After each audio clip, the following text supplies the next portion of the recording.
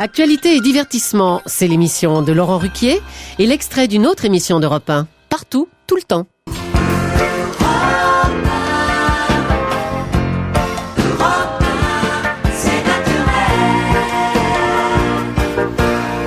Et chaque dimanche, Europe 1 remonte le temps. 16h-17h, Marc Tronchot vous propose Les Enfants d'Europe 1. 50 ans d'archives rediffusées, histoire de réveiller en vous bon nombre de souvenirs entre vous et votre station préférée. Événement ce dimanche, puisque Marc Tronchot fêtait la 100e des Enfants d'Europe 1. Les Enfants d'Europe 1 fêtent leur 100e émission. Je vous disais à l'instant que Francis Blanche, qu'on a écouté il y a quelques minutes, avait eu sur l'antenne un héritier, un fils spirituel. Vous avez bien réfléchi? Allez, un indice. La scène se passe un soir de remise des prix. Je vais d'ailleurs laisser à Christian Barbier le soin de vous présenter le phénomène.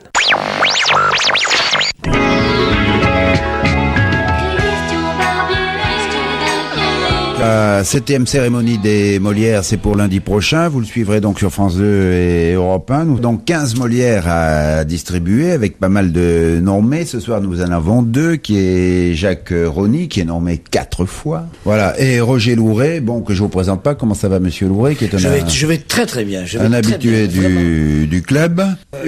Une cérémonie qui a toujours son importance. Et je savais pas, la fesse, que vous étiez très intéressé par le théâtre. Je sais bien que vous faites le théâtre, oui, les cérémonies peut-être un peu moins, mais le théâtre, oui. C'est un tort. Ouais. Ah oui. Alors moi, la cérémonie, c'est une cérémonie, quoi, mais je trouvais qu'il n'y avait pas assez de nominations de catégories. Oui. J'en ai rajouté une. C'est-à-dire?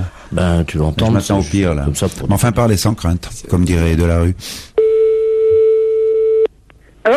Oui, bonjour monsieur. Bonjour. Monsieur Perrault. Oui. Oui, c'est Christian Barbier d'Europe 1, l'appareil. Ah oui.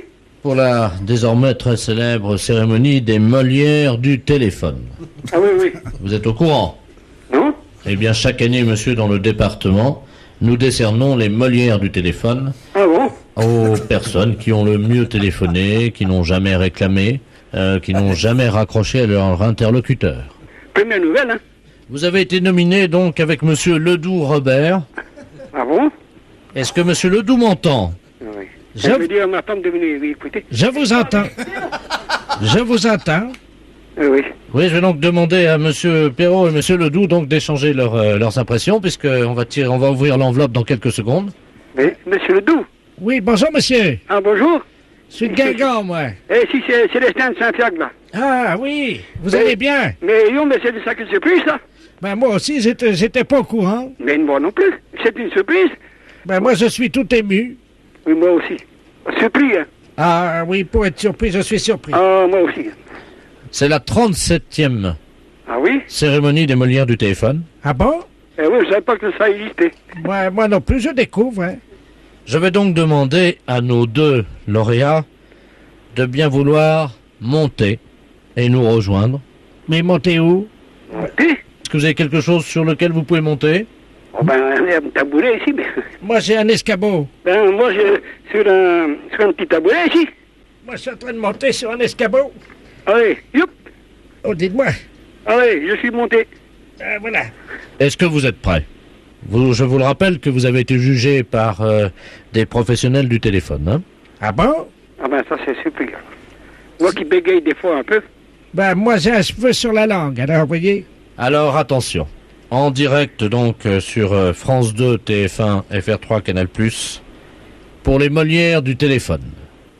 Catégorie conversation. Oui. Sont nominés Monsieur Perrault. Perrault, oui. Perrault de Géraud. Oui. Et Monsieur Ledoux. Ledoux Robert. J'ouvre l'enveloppe. Moi, j'ai un peu d'appréhension. Hein. Molière, de la meilleure conversation 1993 au téléphone, Monsieur Ledoux à égalité avec Monsieur Perrault.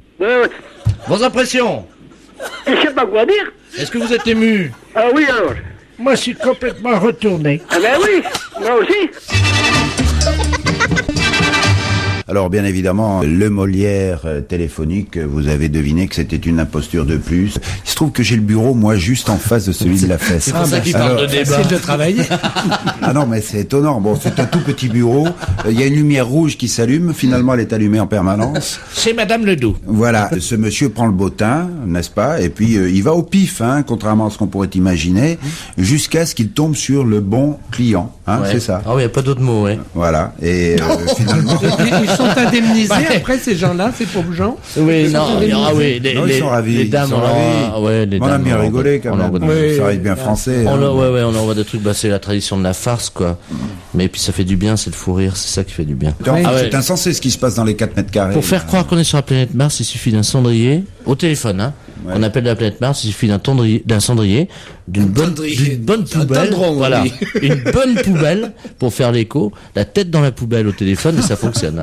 Voilà, Jean-Yves Lafesse. Salut Jean-Yves. Bonjour. Merci. Excusez-moi, j'ai un peu vieilli depuis 1993. Tu te souvenais de cet épisode? Même pas, non. Non? Non. Mais j'en ai fait beaucoup, hein, Europe. Combien? À Europe, j'ai dû en faire entre 2500 et 2700. On a l'impression que la crédulité des gens n'a pas de limite. Ouais, j'ai l'impression que c'est une aspiration à rêver, quoi. C'est une histoire extraordinaire qui arrive, donc ça vient de l'enfance. On ouvre grand les yeux, ça nous arrive à nous, et on plonge dans le rêve. C'est ça que j'essaie de faire. Jean-Yves Lafesse, un enfant d'Europe 1, c'était cet après-midi, donc avec Marc Tronchot parmi les invités pour fêter la 100e des enfants d'Europe 1.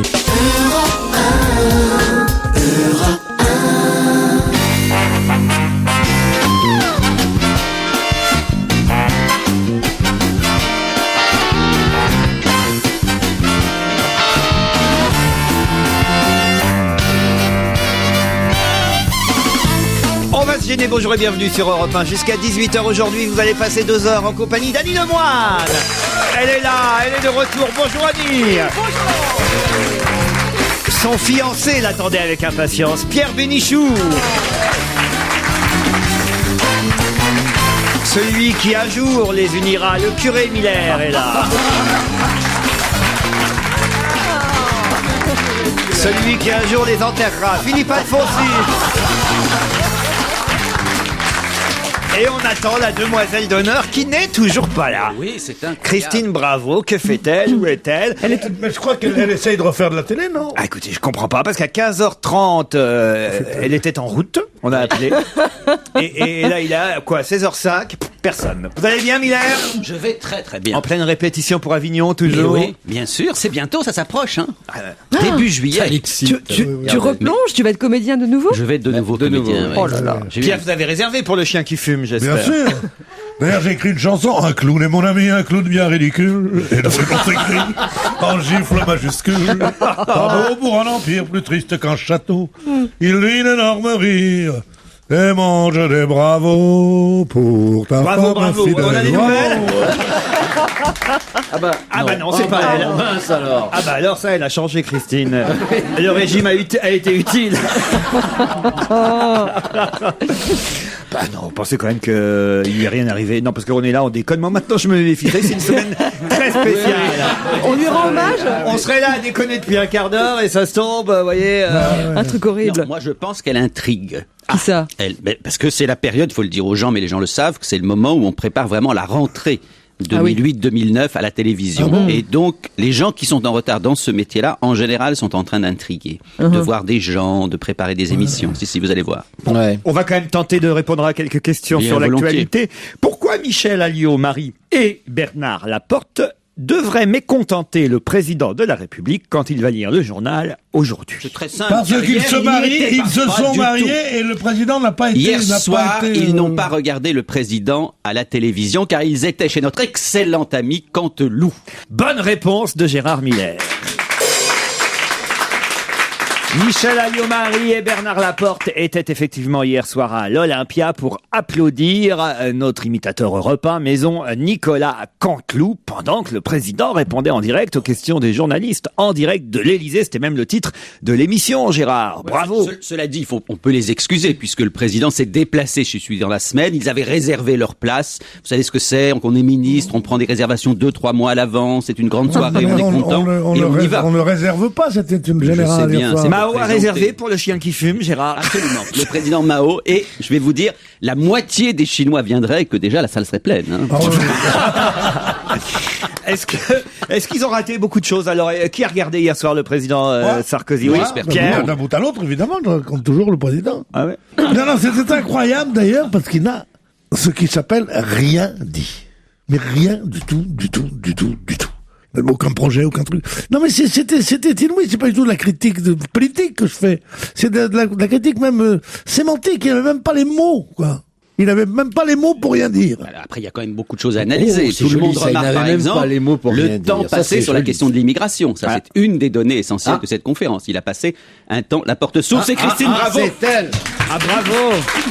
Ah, bravo, oui. Ouais. C'est elle. Après 16h15, c'est comme à l'école, hein, je vous aurais refusé. Un mot d'excuse. Bah, le vendredi, ça circule mal dans Paris. Ah oui, surtout le vendredi après-midi, les gens partent. Il y avait la queue partout. Qu'est-ce qu'elle dit?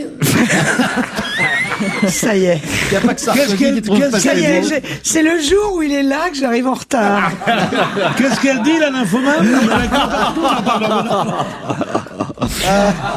Nous étions en train de parler du président Sarkozy hier et de ses réponses aux questions des journalistes. Gérard Miller disait qu'à propos de l'immigration, au moins il avait été clair. Non, c'est pas qu'il avait été clair, pas clair du tout, mais simplement c'est le temps Il disait passé. qu'il n'avait pas été clair. Non, je dis simplement Et que s'il n'est pas clair, on l'expulse.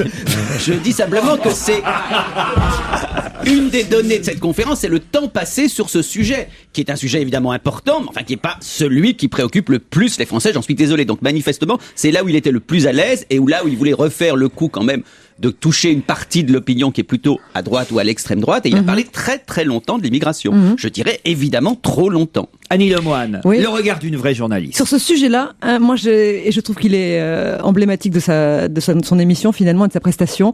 Il a dit, ce n'est pas parce qu'on travaille dans un restaurant aussi sympathique, dans la cuisine d'un restaurant aussi sympathique que soit-il, que l'on peut devenir français. Et je trouve que ce ne sont pas des propos d'un président de la République. Donc hier soir, on attendait de la hauteur et il a pas su. Maintenant, je lui souhaite de réussir. Il reste 4 années et vraiment, je suis avec lui. J'espère qu'il va. Attends, Vous êtes surpris, vous aussi? Non. Est-ce que je peux me permettre de faire une petite remarque avec laquelle Pierre sera d'accord? C'est que ce qui était incroyable dans cette intervention sur l'immigration, c'est que le problème n'est pas que ces gens soient français, c'est d'abord qu'ils soient en situation régulière en France. Il a fait une confusion absolue entre demander la nationalité française, qui est une chose, et demander la possibilité d'avoir des papiers quand on est en France depuis des années, qu'on paye des impôts, qu'on paye la sécu et qu'on travaille. C'est totalement différent. Non, mais ce truc de payer des impôts, je vais vous dire, à ma courte honte, je n'ignorais totalement que des gens pouvaient être sans papier, c'est-à-dire clandestins, et payer, et qu'ils payent des impôts. Comme vous, moi, alors. Vous le saviez pas du tout. C'était possible. Je pensais pas que c'était possible, c'est une chose. Parce qu'il y a tellement de gens qui ont des papiers qui en payent pas non plus. Non, mais c'est... Non, mais vous étiez tout tourné à la dérision pour faire de notre émission sérieuse une émission marrante. Ben oui, si j'étais pas là. Oui, d'accord. Mais... Oh, c'est notre patron. Non, mais vraiment, c'est une chose qui me semble le comble du cynisme, quoi. Christine. Mais moi, j'ai retenu effectivement cette histoire d'impôts et du paquet fiscal dont Miller se plaignait tout le temps. Moi, cet argument qui consiste à dire qu'il faut pas qu'un Français paye plus de 50% de ce qu'il gagne en impôts, je trouve ça tout à fait normal. Il a expliqué qu'en Allemagne, c'était le cas, que c'était le cas en Espagne, c'était le cas dans plusieurs pays de la communauté européenne. Moi, je suis toujours effrayée de voir les chefs d'entreprise foutre le camp en Suisse et en Belgique. Il y en a de plus en plus quand même, il faut le savoir. Tu remarques comme ils reviennent depuis qu'il y a ce paquet fiscal ou depuis qu'il y a tous les avantages. Attends, ça fait que 8 mois. Ça fait que 8 mois qu'il est président de la République. J'ose espérer que des gens vont revenir parce qu'ils ne payent plus au-delà de 50%. Maintenant, je peux me gourer, Gérard, mais de toute façon, totalement de votre avis. La politique antérieure les a fait se barrer. Et ces gens, il faut qu'ils reviennent. Alors, est-ce que ça va suffire? Je n'en sais rien. Ça ne suffira pas. Et comme le dit lui-même Monsieur Sarkozy, il a fait dans la présentation de ce nouveau régime fiscal des erreurs de communication incroyables. On va rendre de l'argent et on a trouvé une milliardaire. Évidemment, la femme la plus riche de France, à qui on a rendu 2 milliards anciens ou je sais pas quoi. Et les gens disent oui, c'est comme si on leur avait pris dans leur gamelle cet argent-là. Pas du tout. C'est vrai qu'il y a eu une petite exonération, enfin un petit moins d'impôts à payer pour des gens qui ont payé énormément. Moi, je connais des gens qui payent énormément d'impôts et qui croient être vraiment parmi les Français privilégiés, qui montrent ça à leur comptable, et qui disent alors, je vais avoir un petit chose, ils disent, ça va pas, non? Il faut gagner, mais il faut gagner, c'est énorme. il faut gagner que 20 millions d'euros par an, pour que ça... Et donc, quel est l'argument en la Donc, matière? ça touche très peu de gens. C'est bien ça qui est scandaleux. Mais comment ça? Mais écoutez, alors si- est-ce que je puis me Ça permettre touche simplement très peu de gens et c'est très peu d'argent. Mais c'est pas donc. vrai. Il y a, le paquet fiscal est estimé à 14 milliards, ce qui est quand même C'est considérable. 6 milliards, le truc est 15 milliards avec d'autres mesures. Mais oui. C'est 6 milliards, Le paquet fiscal. Je parle du paquet Le fiscal, paquet fiscal c'est-à-dire les exonérations sur les héritages pour les plus riches. Pas pour les plus riches, assez de parler enfin, comme c'est un incroyable, comme un Mais tu militant viens de le dire. stupide. Tu viens de le dire Non, pour les plus l'héritage. L'héritage. L'héritage, c'est pas pour les plus riches. C'est, vous savez combien Non, on gagne? Attendez, j'ai essayé de... Attendez, Mais j'ai raison. Je ou suis un pas peu, Oui, il a raison. je suis un peu arbitre dans cette D'accord, émission. d'accord. Il y a une partie pour laquelle Pierre Bénichou a raison, oui, il y a il une a partie raison. pour laquelle vous avez tort, donc ça veut dire qu'il a deux Oui. fois raison. Et Non, mais c'est fou. c'est sur les droits de succession. Il est vrai que les droits de succession, cher c'est Gérard Miller, ça incroyable. touche tout le monde, les riches comme Mais c'est pas vrai, les- mais vous vous trompez. Mais Voilà. surtout les Alors, pauvres. je vous C'est- dis, c'est- l'immense c'est- majorité des Français, oui. l'immense majorité des Français, Oui, on parle oui. d'immense majorité, Oui, oui. n'avaient pas vu le montant des successions, ne payaient quasiment pas de droits avant. L'immense majorité, je prends les paris avec vous. Donc ces Il y a mesures-là, un plafond. quand on évoque 14 milliards, ça Mais veut c'est dire pas que... vrai. Écoutez, est-ce que c'était l'urgence de Oui. faire en sorte que ces 14 milliards soient soient en premier, servent aux gens les plus Il y a- il y a- aisés? il y a- avec Miller C'est quand en même même pas temps. Il y avait compliqué un ce que je dis. plancher, il y avait un plancher sur lequel on ne payait pas de droit de succession. À partir d'un certain moment, on en paye. Un petit Et le plafond. Mais oui. Et le plafond est très bas. Ah C'est-à-dire, c'est On se cogne parfois. Mais non, c'est au-dessus d'un million de francs, ça n'existe plus, quoi. Donc, c'est genre des petites choses. Quant au, la chipotez alors, pas. quand Mais à la non, mais troisième c'est mesure. incroyable. Ne chipotez Quant à la pas, mais ça troisième Oh, si j'avais mesure. su, je serais allé voir Canteloup. Non, mais... Quand t'as la troisième Mais non, mesure mais que ça je vais fait- défendre, ça fait- quand on dit qu'il a aidé les gens à acheter des appartements Oh. en payant en leur défiscalisant Les intérêts. les Non, intérêts, pas en défiscalisant, tu sais ouais. combien ça fait ça? Ça fait dans une vie, c'est-à-dire sur 5 Je sais ans, très bien. 200 000 francs à peu près. Alors tu penses que c'est les gros riches, ça les intéresse de payer 200 000 francs de moins, ils en ont rien à secouer. C'est bien un truc pour les jeunes couples. Et c'est vrai, eux, ça les intéresse de payer 50 000 francs ou 30 000 francs par an Le fait de pouvoir de déduire moins les d'intérêt. intérêts, le fait de pouvoir déduire les intérêts, tout n'est pas dans le même paquet. On parle de ce qu'on appelle Mais le Gérard, paquet C'est le fiscal. paquet, ça. Gérard, ça fait 1 an que la gauche lui reproche le paquet Bien fiscal. sûr. Bon, bon, ça suffit maintenant, on passe à autre Ça chose. On va, a parce qu'on fait a 4 pas le pouvoir d'achat. Enlève Non, ta non, mais- casquette Non, quand non, tu nous mais parles. l'argument, on a entendu. Espèce de sale rouge, va. Mais vous êtes La amusant. droite vaincra, car nous sommes les plus forts. Vous avez un candidat, écoutez. D'ailleurs, nous sommes les plus nombreux. Vous avez nous un sommes candidat. 53%. Non, mais écoute, Pierre. Vive la droite. Non, vous avez vu, Et à mort les salauds de riches. Voilà. vous avez 72% de Français mécontents quand même dans le sondage Paris Match publié cette semaine. Oui, Ah, oui. 60. Parce qu'ils mégotent, les gens. Mais non Mais Mais les là, gens je suis d'accord avec Annie Lemoine. Il va falloir quand même que les Ah, ouais, socialistes, ça va. Gérard Miller, Arrête. trouvent un autre argument que le paquet fiscal Alors, qui a été mais voté il y a est-ce que un an je peux me maintenant. permettre de vous dire que ce candidat a dit qu'il serait le candidat du pouvoir d'achat. Donc il y a un moment, on est un Mais an ça fait après. 8 mois. Attends, ça fait 1 an. Donc au Qu'est-ce bout de que... combien de temps ça va augmenter le pouvoir d'achat? Non, je vais pas le défendre. Non, mais- Arrêtons. mais moi, je Non, le les dé- prix de ont toute baissé. Les prix ont baissé et les salaires ont augmenté. Vous ne pouvez pas nier cela, quand même. N'importe quoi, maintenant. Non, sérieusement. On Et a moi, les je dis, chiffres, vive la droite. Mais les salaires ont augmenté pour les patrons du CAC 40, mais, Mais pour, non, les, mais pour non. les petits salariés, ça a augmenté aussi. Mais non. Mais bien sûr. Ah oui, d'accord. Regardez Bien les sûr. gens dans la rue qui sautent de joie. En vous écoutant comme ça, je suis ravi, mais ravi, de ne pas avoir écouté le président hier soir. Et en plus, je l'ai fait sur ordonnance. Vous sortez avec Michel Alliot-Marie. Non, je l'ai fait sur ordonnance. J'avais des petits ennuis de tension, donc j'ai été voir un médecin. Et le médecin il m'a dit, surtout vous n'écoutez pas le président jeudi. C'est pas vrai. Donc non seulement j'ai une ordonnance m'interdisant d'écouter le président, elle va m'être remboursée par la sécurité sociale. Je suis ravi. Vous avez des problèmes de tension Oui, bah vous voyez. Pourtant, t'es Voilà. pas bien nerveux quand même. Bah non. Bah, attends, Bah justement, il faut garde pas, écoute. Christine, il garde tout, il garde Faut tout. pas, bah voilà, Alors, oui. T'as une tension trop basse ou trop haute? Trop haute. Trop haute, Bah toi? oui, bah oui. Ah, mais moi, je vais pas y aller voir, alors, ce que je... Moi, j'explose les compteurs. Mais non, parce que tu allais t'exprimes. sortir, toi. Ouais. Mais oui. Toi, tu fais un petit 22-12, toi. Annie Lemoine, comment vous avez trouvé justement les journalistes? Il paraît qu'Yves Calvi a été très bien. Oui, Yves Calvi, il était fâché, il l'a montré. Et tu t'appelles Annie Lemoine? J'ai trouvé. Dis donc, Non, oh là là. C'est pas parce que t'arrives à l'heure de l'apéro qu'il faut croire qu'on est dans un café, hein.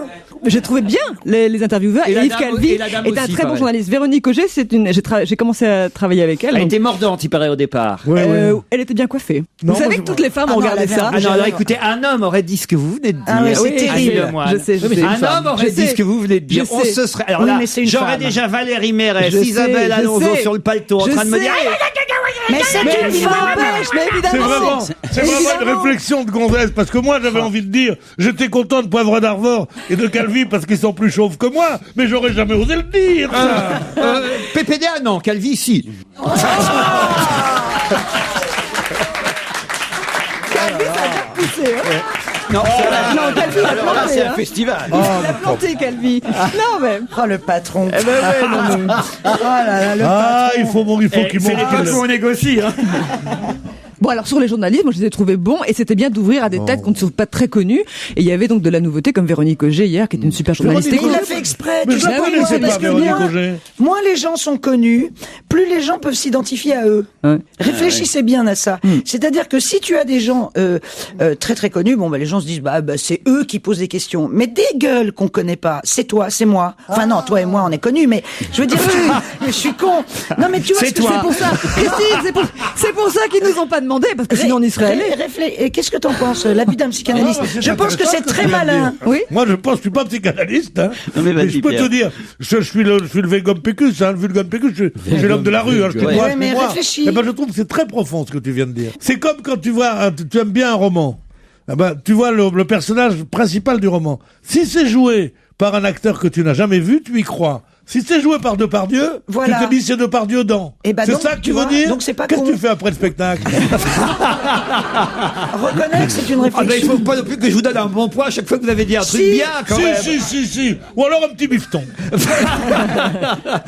Bon, en tout cas, voilà, le décor aussi, ce serait peut-être bien d'en parler. Oh, c'était oui, beau. bah, c'était beau. Hein. Ça sent Philippe Désert à plein nez. Ça fait 30 ans qu'il travaille. Vous connaissez le budget. D'ailleurs, on voit bien que Nicolas Sarkozy, quand même, ça c'est symptomatique. Il a choisi quand même un décorateur qui s'appelle Désert. Je trouve que il a eu un décorateur pour faire cette émission. Oui, il a est-ce que tu as vu l'éclairage? Il a gardé la table. Le budget, vous l'avez vu. C'est pas pour dire qu'il est élevé, mais il est simplement de 200 000 euros d'après les chiffres. C'est pas mal pour une 200 000 euros pour cette émission? 260 000 euros. 260 000 Le euros. budget de l'émission s'élèverait à près de 260 000 euros répartis entre TF1 et France Télévisions, tandis que LCI, Télé, France 24 et BFM TV auraient participé chacune à hauteur de 10 000 à 15 000 euros. Un coût raisonnable par rapport à un divertissement sur France 2, nous dit-on. Ça me fait rire.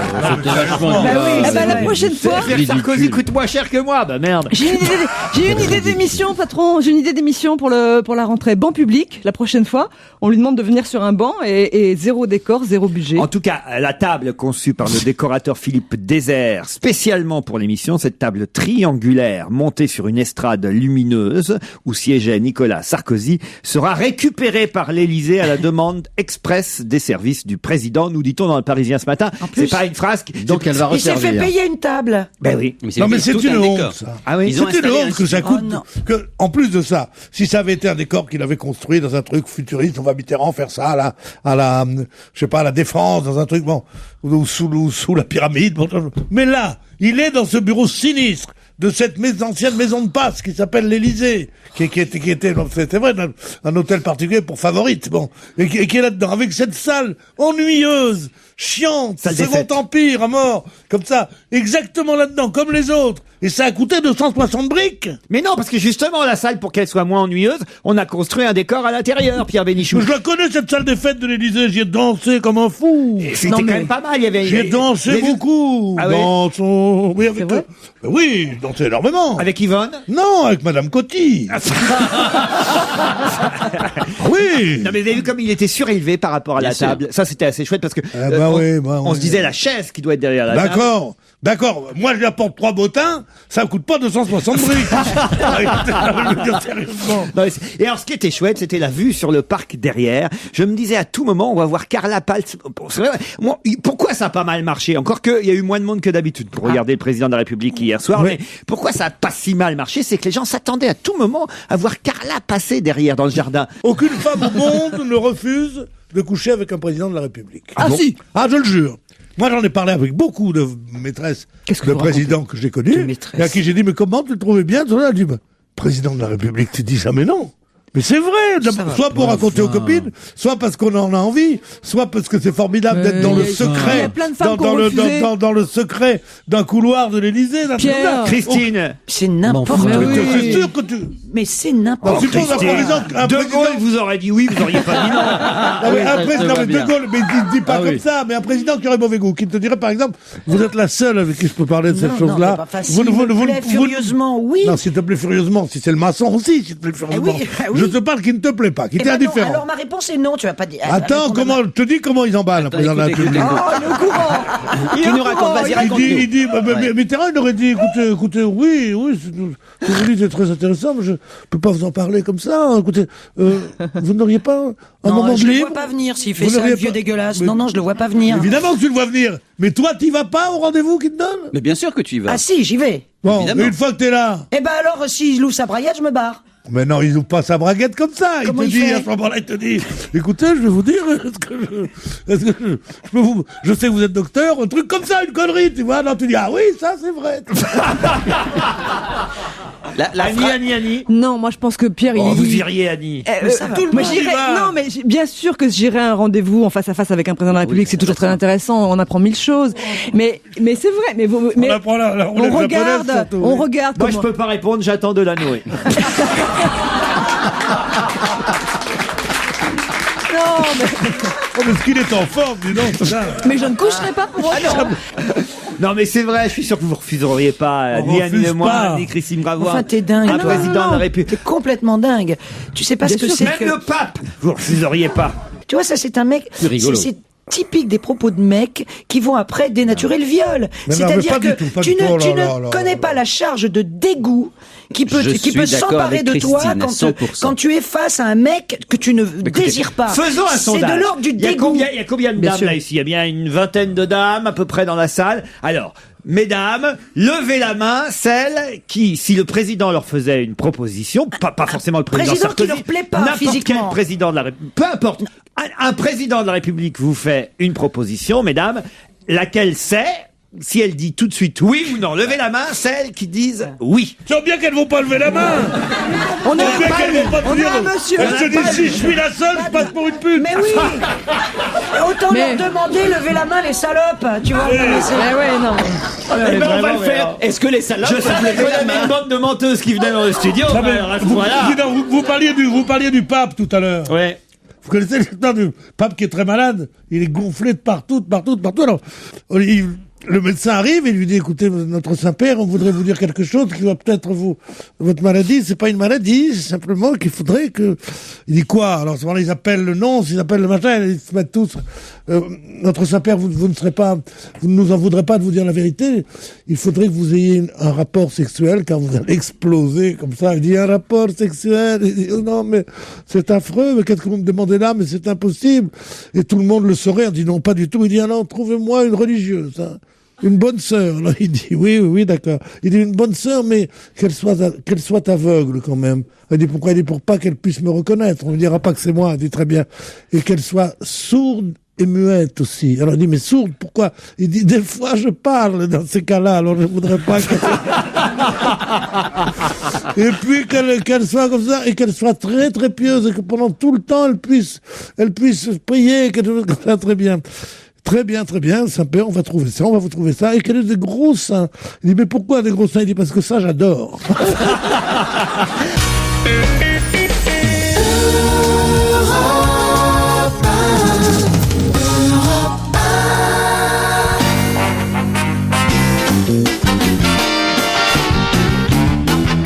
Pierre Bénichou, Annie Le Moine, Philippe Alfonsi, Christine Bravo, Gérard Miller.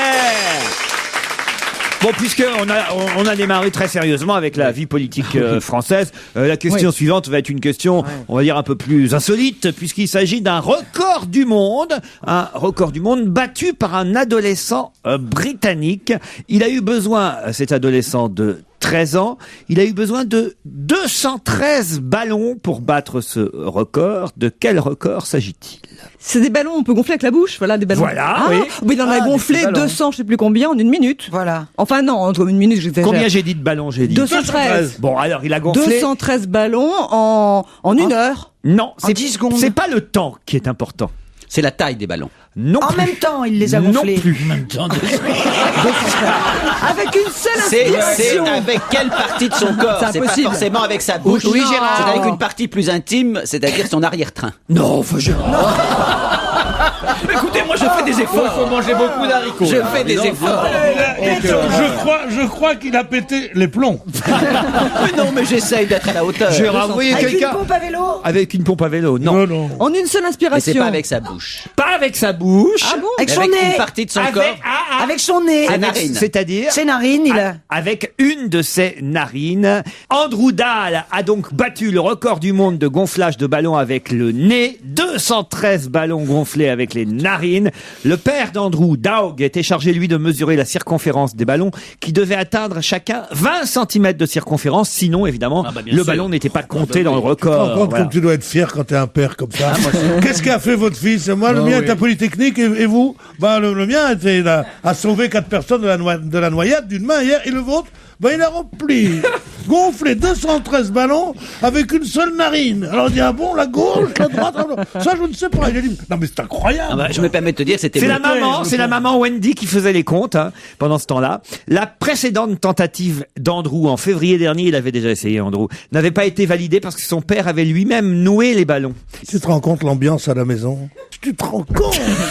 Il n'y a pas un petit record personnel que, je sais pas, parce que tout le monde a envie de rentrer dans le Guinness Book. Franchement, non, vous n'avez pas un petit record personnel, vous, Pierre Bénichou? Tu connais quand même l'histoire des records parce que elle est tellement. Peut-être vous la connaissez. C'est un mec qui dit, moi, j'ai plus d'argent. Ils ont pas un rond. Ils ont pas un rond. Et alors il dit, mais quoi tu vas faire? Il dit, moi, qu'est-ce que tu veux faire? Moi, j'ai les plus gros biceps qui soient. C'est pas, je suis né comme ça, puis en plus je m'entraîne beaucoup. J'ai quand même 70 cm de biceps, de tour de biceps. Alors il va à Chicago, et alors il dit, je vais à Chicago. Son pote lui dit, moi, écoute, on est raide, moi je suis le plus grand quand même, le plus grand mangeur de choucroute du monde. Je peux me taper 10 kilos de choucroute d'un coup. Alors il dit, très bien, on y va. Ils en prennent de l'argent, ils disent, bon, c'est quoi, il y a un petit mec qui dit, je peux venir avec vous, moi je peux venir avec vous. Alors il dit, qu'est-ce que tu vas faire avec nous, toi? Tu recordes quoi? Il dit, moi j'ai le plus petit sexe du monde. On dit non, on dit bien sûr, je n'osais pas vous le dire, mais c'est ça qui me tue, j'ai un sexe de 1/2 centimètre, comme ça. Ils arrivent à Chicago, le premier va, on lui mesure le biceps, il sort avec son chèque de $10,000, il est content. Le deuxième, il commence à manger la choucroute. bouffer la choucroute, il bouffe la choucroute. Et il sort un peu fatigué, il dit bien sûr, j'ai gagné, c'était facile. Et le troisième dit, moi, vous allez pas m'attendre longtemps, parce que vous allez voir, ça va durer 1 minute. Et il monte là-bas. Ils attendent le pote, et il descend pas. Et l'autre lui dit, mais qu'est-ce que t'as fait? Il dit, j'ai perdu. Il dit, mais comment t'as perdu? T'as une queue d'un quart de centimètre. Il dit, oui, mais j'ai perdu. Il dit, mais comment t'as perdu? Il dit, je sais pas, un mec, vous le connaissez, vous, ce Gérard Miller? Je l'attendais.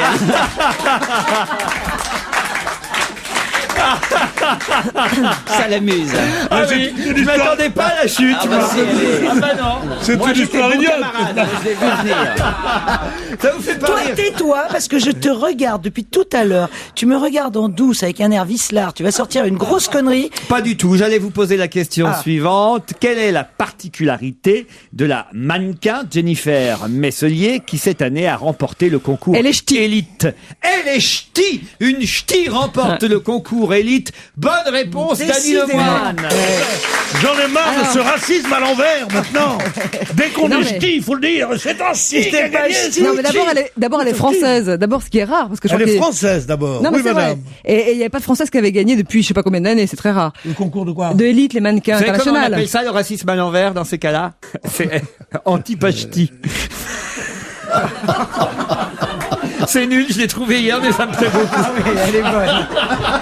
Non, elle est pas nulle. Moi, je dis non, je dis monsieur. Attends. C'est des antipachtis. C'est des antipachtis. Voilà, il faut dire les choses comme elles sont. Oui, non, mais c'est vrai, Pierre, mais enfin, elle est ch'ti, c'est normal qu'on le dise. Voilà, elle est ch'ti. Elle est très jolie. Elle vient du Nord, de Tourcoing, précisément. Elle a été choisie lundi soir au théâtre de Prague, en République tchèque, parmi 56 beautés venues de 44 pays. Eh bien, c'est cette célèbre top modèle qui a gagné. Elle est ch'ti et on peut être fier. Oui, bien sûr. Oh là là, un mais Provençal a été nommé directeur des impôts.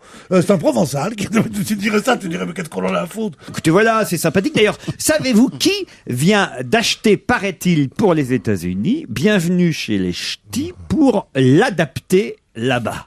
Je crois que c'est Weber, non? Non. Mais non. Spielberg? Non, pas Spielberg. Mais quelqu'un de cette taille, la Disney?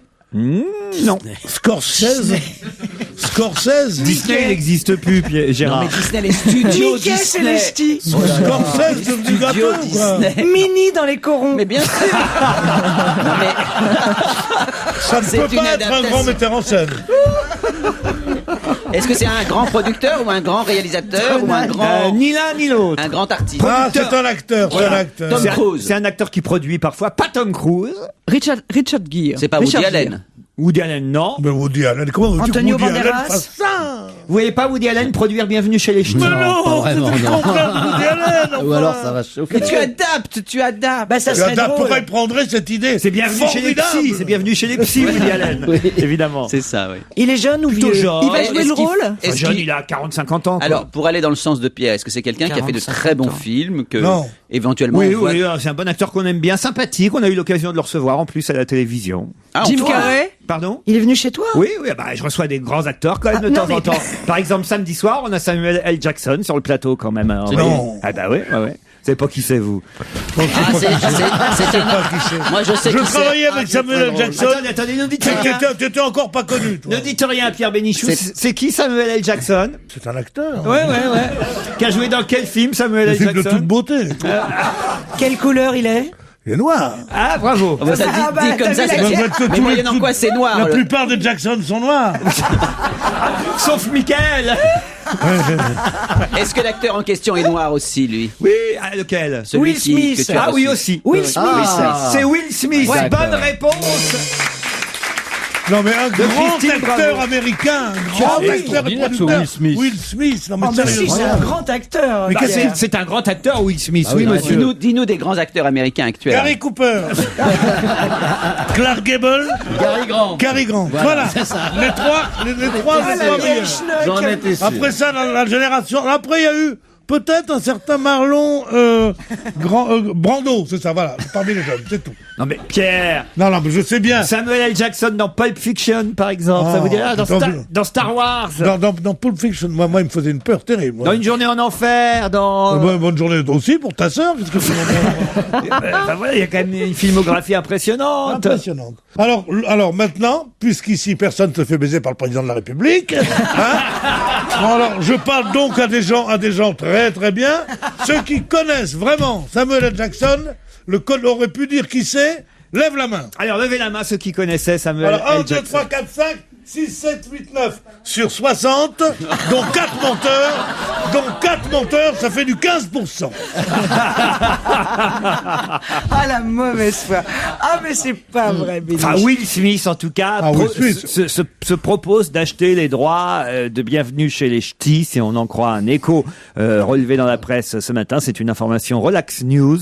Non, mais c'est un acteur vraiment important. Je dirais, par exemple, il a joué Mohamed Ali, c'est lui quand même, Pierre Bénichou. Ah bon? Bah oui. Ah oui, non, mais dites-moi ça, alors là oui, parce qu'il a été très bien. Il y a Morgan Freeman, je sais qu'il y a de plus en plus Ah, d'acteurs. Morgan Freeman, oui.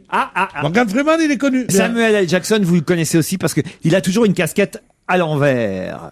Ah, il faisait Eddie les bons tuyaux dans... Moi, ma culture américaine de noir avec la casquette à l'envers, c'est Eddie les bons tuyaux.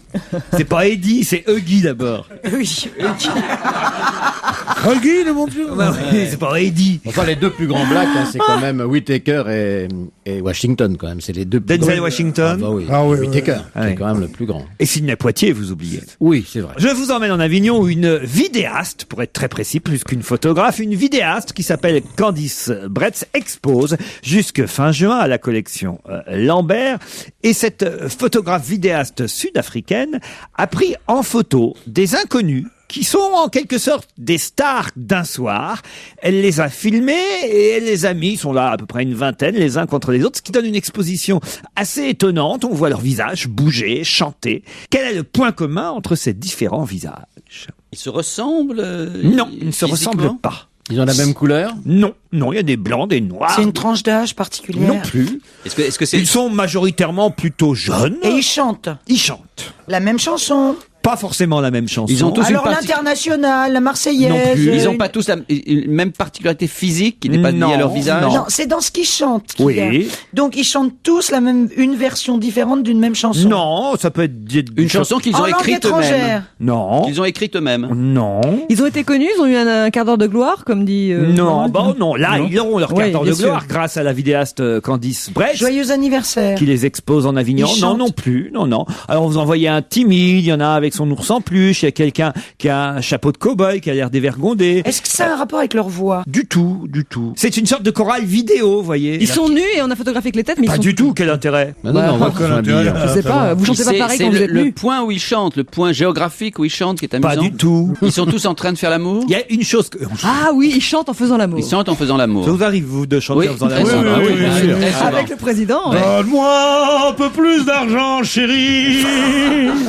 Et je te ferai des choses au lit. C'est ça que tu chantes. Donne-moi un peu plus de pognon. Chanter, hein. Ah, Moi je chante, oui. moi, C'est non, alors, l'orgasme final. Pourquoi vous dites pas c'est la turlute finale? Dans Oui, ce cas-là, ce oui. serait plus... Oui, Christine. Ouais, je chante jamais la bouche pleine. Et allez Et allons-y, hein, on tourne la C'est encore une question. Et voilà le genre de gourmandine qui se refuse au président. Non, mais voilà. Non, mais elle a raison, là, je la défends, là. Elle a raison. Bon, dites quel est le point commun. l'escalade. Le point commun entre ces différentes... Reprenons, c'est un point commun physique. Non, j'ai jamais dit ça. C'est ni la voix, ni la langue. Non. Leur Ah, ils profé- sont ch'tis. Leur point commun, est-ce que c'est un point commun social? Non plus. Le Ça touche leur métier. identité? Ça Pardon. touche leur identité? C'est-à-dire? Eh ben par exemple, ils ont le même nom de famille? Non. ou- Ils sont cul-de-jatte. Non. Ils sont tous de la ont le même même religion. Non. Ce mur alors d'image. Ce mur d'image. Quoi? Il n'y en a aucun de connu. Des sourds qui Il l'a chantent. dit, il l'a dit ça. Il n'y en a aucun de connu et ce mur d'image est exposé jusque fin juin, rue Violette, à la collection Lambert à Avignon. Ils ont tous été en prison. Non. C'est politique. Ils sont mariés? Ils sont tous mariés? On s'en fout, peu importe. Ah, je pensais pas, dites donc que ça... ça- Ah bah, c'est introuvable. c'est introuvable ton truc. C'est attends. introuvable, là, Non, c'est clair. parce que je vais trouver. Je vais peut-être quand même vous aider parce que je m'aperçois que peut-être ils chantent tous la même chanson. Alors, t'exagères. Oui, mais ça vous aurait pas aidé. Mais maintenant, ça peut Ah, vous aider. ce sont des amis d'enfance qui se retrouvent. Non, non, non, du tout. C'est la même chanson, c'est la même chanson. Non, Ah, non. non. Ils chantent. Je vais vous aider une chanson étrangère. Un Non, hymne? Ah non. bah tout à l'heure tu m'as dit qu'on s'en Pas un fichait. hymne, pas. Mais non, on s'en fiche pas de la De la chanson. Ça pourrait être une autre chanson. Oui, c'est une chanson qui illustre bien leur côté commun, mais Non. il y a Ah d'autres oui. chansons qui auraient pu l'illustrer Tout à fait. aussi. Ce Ils sont tous chantent des tous enfants faux. adoptés. Ils chantent tous comme des casseroles. Non, c'est pas la Ah, Ah, ça c'était une bonne idée. Et est-ce que c'est lié à leurs liens familiaux? Du tout. Ah, je pensais pas que ça allait être si difficile. Laurent, il y a aucun, il y a rien. On a éliminé. Ouais, dénominateur commun. Ils chantent la activité. bouche pleine. Ils chantent la bouche pleine. Mais non, quel genre de chanson américaine ils chantent? T'as dit que jamais. Est-ce que ça nous Si aide? on trouve la chanson, ça nous aide? Peut-être. Oui, Quel genre de chanson Oui, américaine? sûrement, ça va forcément vous aider si vous trouvez la Ils chanson. chantent sous la douche. Non, Une chanson des Beatles? non, Une chanson de Madonna? oui, Ouais, Like a Virgin, ils sont tous vierges. non, mais Ah mais c'était bien ça. non, bah mais oui, ils mais- chantent Like a Virgin et alors donc Et ils sont alors leur Ils sont point pas commun, vierges, c'est ils quoi sont pas La vierges. virginité. J'adore Madonna. Ils sont tous fans de Madonna. Bonne réponse. Tu m'as volé la réponse. Ah non. Alors là, vraiment. C'était beaucoup plus je vais original. chercher trop loin. La réponse. Bonne réponse de Christine Bravo. Ils sont fans de Madonna. Non, mais je veux dire, on a l'impression que c'est un... Mais quelle question. Mais moi, un de mes assistants, Un de mes assistants m'aurait dit, tenez, patron, est-ce qu'on peut poser cette question à vos chroniqueurs distingués? J'aurais dit, d'abord, j'oserais jamais tellement c'est con. Et en plus, tu es viré. Voilà ce que j'aurais dit. Vous dites ça parce que c'est vendredi et que vous savez que le vendredi, je ne prépare pas forcément moi-même les questions que je vous pose. Mais je trouve que ça, c'est une question que j'ai choisie moi-même hier. C'était dans le Figaro d'hier, la vidéaste Candice Breitz met les fans de Madonna en scène. Voilà, c'est le point commun entre ces différents fans à Madonna. Et on peut voir ça à Avignon en ce moment. Et c'est vrai que ça aurait pu être une autre chanson de Madonna. Voilà, c'était difficile de vous répondre. Ça aurait pu être un autre chanteur aussi. Non, puisque c'est une expo sur les fans de Madonna. Oui, mais si ça avait été une expo sur les fans de Michael Jackson, on aurait fait la même chose. La question, c'était quel est leur point commun. Le point commun, c'est qu'ils sont tous fans de Madonna. Voilà. Et ils auraient pu chanter une autre chanson de Madonna que Like a Virgin. Il se trouve que c'est Like a Virgin. Il a raison. Mais voilà, donc c'est fait péter les cellules. C'est une bonne question, hein, oui, elle est excellente. On voit bien que bonsoir Christian, à demain. Non, mais si je vous en parle, c'est parce que d'abord, il y a l'album de Madonna qui sort aujourd'hui, Hard Candy, un clip de 4 minutes que vous avez peut-être vu déjà sur toutes les chaînes télé. Ce qui est étonnant, et c'est Libé qui nous le dit aujourd'hui, c'est ce que ça veut dire Hard Candy? Candy, ça veut dire. C'est un double sens. C'est un truc c'est comme Pussy, c'est un truc de sexe. De sexe. Le dictionnaire d'argot urbain précise que Hard Candy veut dire exactement une fille mineure de 12 à 16 ans, particulièrement attirante ou crédule. Aïe. Hard Candy. Lolita. Vous vous rendez compte un peu? Ouais. C'est ce que Libération dit, et c'est Madonna. Elle le sait peut-être pas, Madonna. On joue pas comme ça avec les C'est pas gosses. France Gall non plus, Madonna. Elle a 50 ans, Madonna, et évidemment, elle continue à tenter de provoquer. Voilà, c'est ça, pour faire le buzz, parce que c'est vrai qu'on l'oublie un peu. Ah oui? Oui, elle a été très très connue. Elle a été objet de dévotion totale. Elle est toujours connue. Oui, elle est toujours connue, mais enfin maintenant, excuse-moi, elle est un peu sur leur toujours tour. Elle n'est pas sur leur tour du tout. Elle est une des plus grandes vedettes du top 50 américain. C'est une vidite à Alger. C'est une grande vidite. C'est une grande vidite, Madonna. Ah, c'est vrai.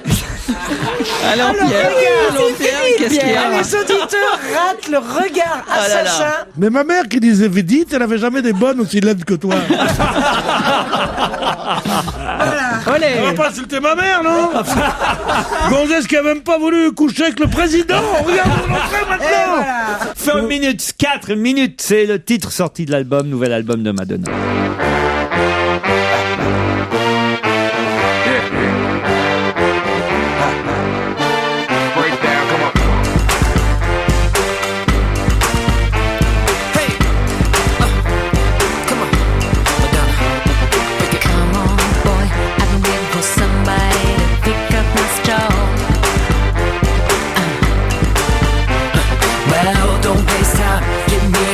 Tell me how you want to roll. I want somebody to speed it up for me, then take it down slow. There's enough room for both. Well, I can handle that. You just gotta show me where it's at. Are you ready to go? Are you ready to go? If you want it, you already got it. If you thought it, it better be what you want. If you feel it, it must be real. Just say the word and I'ma give you what you want. Time is waiting. We only got 4 minutes to say the word. No hesitating. Grab a boy, grab a girl. Time is waiting. We only got 4 minutes to say the word. No hesitating. We only got 4 minutes. 4 minutes. So keep it up, don't be afraid. Hey, Madonna, you gotta get in my hop. Tick tock, tick tock. That's right, keep it up, don't be afraid. Hey, Madonna, you gotta get in my hop. Tick tock, tick tock. Sometimes I think what I need is a you intervention. Yeah. And I know I can tell that you like it, and that is good by the way that you move. Oh, hey. The road to hell is paved with good intentions. Yeah. But if I die tonight, at least I can say I did what I wanted to do. Tell me, how about you?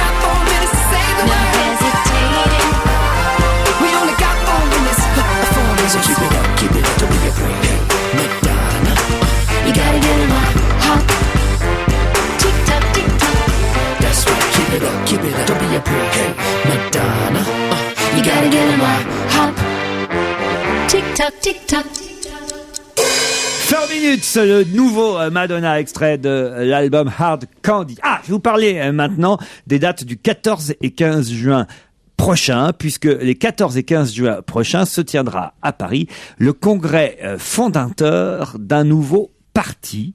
Et ce nouveau parti va être fondé par qui, à votre avis? C'est un parti politique? Oui. Chirac? Non. Un nouveau parti va être fondé Centriste. les 14 et 15 juin prochains. Non, pas centriste. Est-ce qu'il s'agit du parti de c'est Besancenot, c'est le parti d'extrême gauche? Du tout. Non, de Besson. Non plus. Fondé par un jeune homme? Jeune homme, on ne peut pas dire ça. Les 14 et 15 juin prochains à Paris se tiendra le congrès fondateur d'un nouveau parti fondé par... Auquel personne va adhérer ou... Écoutez, j'en sais rien, un nouveau parti. Droite. On peut pas savoir, il peut avoir un énorme... Alors, est-ce qu'il est à droite? À droite? Écolo. Pas vraiment. Non, à alors, gauche? centre. À gauche, Pas plutôt. vraiment. Ah, plutôt gauche. Plutôt à gauche. Plutôt. Est-ce que c'est Parti probablement les Verts de Gris? Non. Non. Est-ce que c'est un homme politique qui était membre d'un autre parti jusqu'à présent? Oui. Un socialiste, c'est Monsieur Charras. Non. C'est Exclu Chevènement du qui Parti refait socialiste. des siennes, non? Non, pas Chevènement. Un ex-socialiste? Je crois qu'il a dû radical de être gauche socialiste pendant un moment, mais au sens large du terme. pas forcément au Parti socialiste. C'est pas Bernard Tapie, évidemment. Pas Bernard Tapie. Non, qui veut plus faire de politique, qui en fait quand même, mais bon. Gérard, il se parle tout seul. Il se parle tout seul avec l'accent ploute. Un ex-socialiste? Un ex-socialiste? Ne cherchez pas, je ne t'ai pas encore cherché. Ne me cherche pas, Je Pierre. vais te chercher, je vais te trouver. Je te trouve vachement agressif Oui. avec Gérard Miller. Oui, moi aussi. Hein. Il faut voir que la façon dont il me parle en privé. Tout ça parce que je lui ai demandé de ranger son linge ce matin à la maison, franchement. Hein. C'est quand même pas énorme. Mais si on a une femme de ménage, c'est moi qui la paye quand même. C'est pas pour que tu me fasses tout laver. Oh là là. Les 14 et 15 juin prochains à Paris se tiendra... Je sais pas ce qu'on fera, mais dès demain, ce sera peut-être pas le 14 et 15 juin. Hein, je fais mes valises et je m'en vais. J'en ai marre Depuis le temps que tu le dis. Hein. Les 14 et 15 juin prochains à Paris se tiendra... Parce que je m'en fous d'habiter Porte de Pantin, moi. Si je vis avec un mec sympathique. Ça y est. Tu peux le garder, ton loft. Parce qu'il est avec Stevie? Il me trompe avec tout le monde. Il a même failli me tromper avec la concierge l'autre jour. Je dis, mais t'as pas vu, c'est une femme. Oh, il m'a dit quelle horreur. Il part en vrille. Pas vu, c'est une femme. Il est parti tout seul. Les 14... Alors, le parti politique. Les 14 et 15... Parti politique. T'as fait de moi l'homme le plus malheureux de Paris. Et il va briller à la radio, et machin. Un ex-socialiste. Imbécile, voilà. Quand je pense c'est moi qui t'ai fait roi. Les 14 et 15 juin prochains... On s'en fout. Mais dis-moi, c'est quand? Vous pouviez dater à peu près le... Mi-juin. Mi-juin se tiendra le congrès fondateur d'un nouveau parti. Le nouveau parti, ça va être moi demain, je serai pas Et t'emporteras le portrait de Madonna qui est au-dessus de notre lit, hein, parce que j'en ai marre de mais ça. non, on l'avait mis pour rire. Je suis sûr que vous l'aimez bien, vous, le monsieur là qui va fonder son nouveau parti. Il a été ministre? Non. Il a été en prison? Non. Mais non, mais je pensais à José Bové. À Bové, ah oui, c'était pas bête. Alors, il y a quelque chose. il a la moustache aussi. Non. Il je a crois donc. pas, je réfléchis, je crois pas qu'il a. Ah, mais vous le connaissez pas tellement. Si, mais s'il a une moustache, en tout cas, c'est pas ce qu'on retient le plus de lui. Il y a de l'idée autour de Beauvais. Oui, parce que c'est un marginal, c'est quelqu'un. Oh, marginal, on peut pas dire ça. Député. Mais c'est vrai que on s'est beaucoup moqué de lui ces derniers mois, et les auditeurs d'Europe 1 d'ailleurs le connaissent très bien. Chivardi? Gérard Chivardi. Oui. Bonne réponse de Christine Bravo. Gérard. Moi, je peux vous faire une révélation sur cette antenne. Monsieur Ruquier, ici présent, qui passe pour quelqu'un qui a des opinions politiques et qui a des préférences, on le lui a reproché parfois même. Eh bien, il n'y a qu'un seul homme politique qui l'amuse, qui le fasse rire, qui l'intéresse, dont il prononce le nom à peu près 4 fois par jour. Je ne sais pas pourquoi, c'est Chivardi. Chivardi, il n'y a que dans la bouche de Laurent Ruquier qu'on entend Chivardi. D'ailleurs, il l'imite. C'est le seul à imiter Chivardi. J'ai pas parlé. Mais vous me confondez avec Canteloup. Non, mais c'est le seul. Ça fait, je sais pas, peut-être 8 mois que j'ai pas parlé de Gérard Chivardi. Mais sur cette antenne. mais comment il parle, lui, Comme il sait qu'il l'imite bien, il dit Chivardi. Mais enfin non. C'est un de ceux, d'ailleurs on l'a vu dans l'émission qui a très bien marché d'ailleurs, où Michel Drucker avait invité les politiques face à Nicolas Canteloup sur France 2. Effectivement, on a vu monsieur Chivardi reprocher d'ailleurs à Nicolas Canteloup de lui dire je ne bois pas, a dit monsieur Chivardi. Vous me faites passer pour un alcoolique alors que je ne bois pas. Et là, il y a Jean-Louis Borloo qui a dit oui, c'est moi. Vous confondez.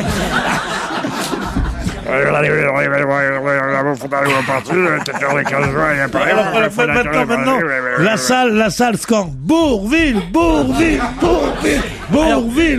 C'était le parti des travailleurs qui soutenait Gérard Chivardi lors de la dernière présidentielle, mais monsieur Chivardi a décidé de prendre ses distances avec le mouvement de Daniel Gluckstein, dont il ne partage pas l'allergie aux droits de propriété.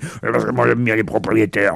et propriétaires de terrain. Et donc... donc... ça, alors, je croyais pas. Comment il ferait, Bourvil? Oh. Ok, je vous fais Bourvil. Si mais après, je me tais. Si vous me chantez une chanson. Oh, bah non, alors ça, franchement. À la demande générale, Pipo et Mario, vous interprétez leurs œuvres complètes. Je vois pas en quoi commence par faire Bourvil. Je vois pas en quoi c'est une menace. Le mec, il attend que ça de chanter. Ah ouais, alors là. Ça y est, balance, là, ouais. Balance. Et tu sais comment tu vieilliras, toi? Tout seul, voilà. Bon, alors, Bourvil, allons-y. Ah ben maintenant Pierre Bénichou va vous chanter une chanson. Bah, Europe 1, ça va moins bien marcher. Alors à toi. Avoir un bon copain, c'est tout ce qu'il y a de meilleur au monde. Oui, car un bon copain, c'est plus fidèle qu'une blonde. Mamie.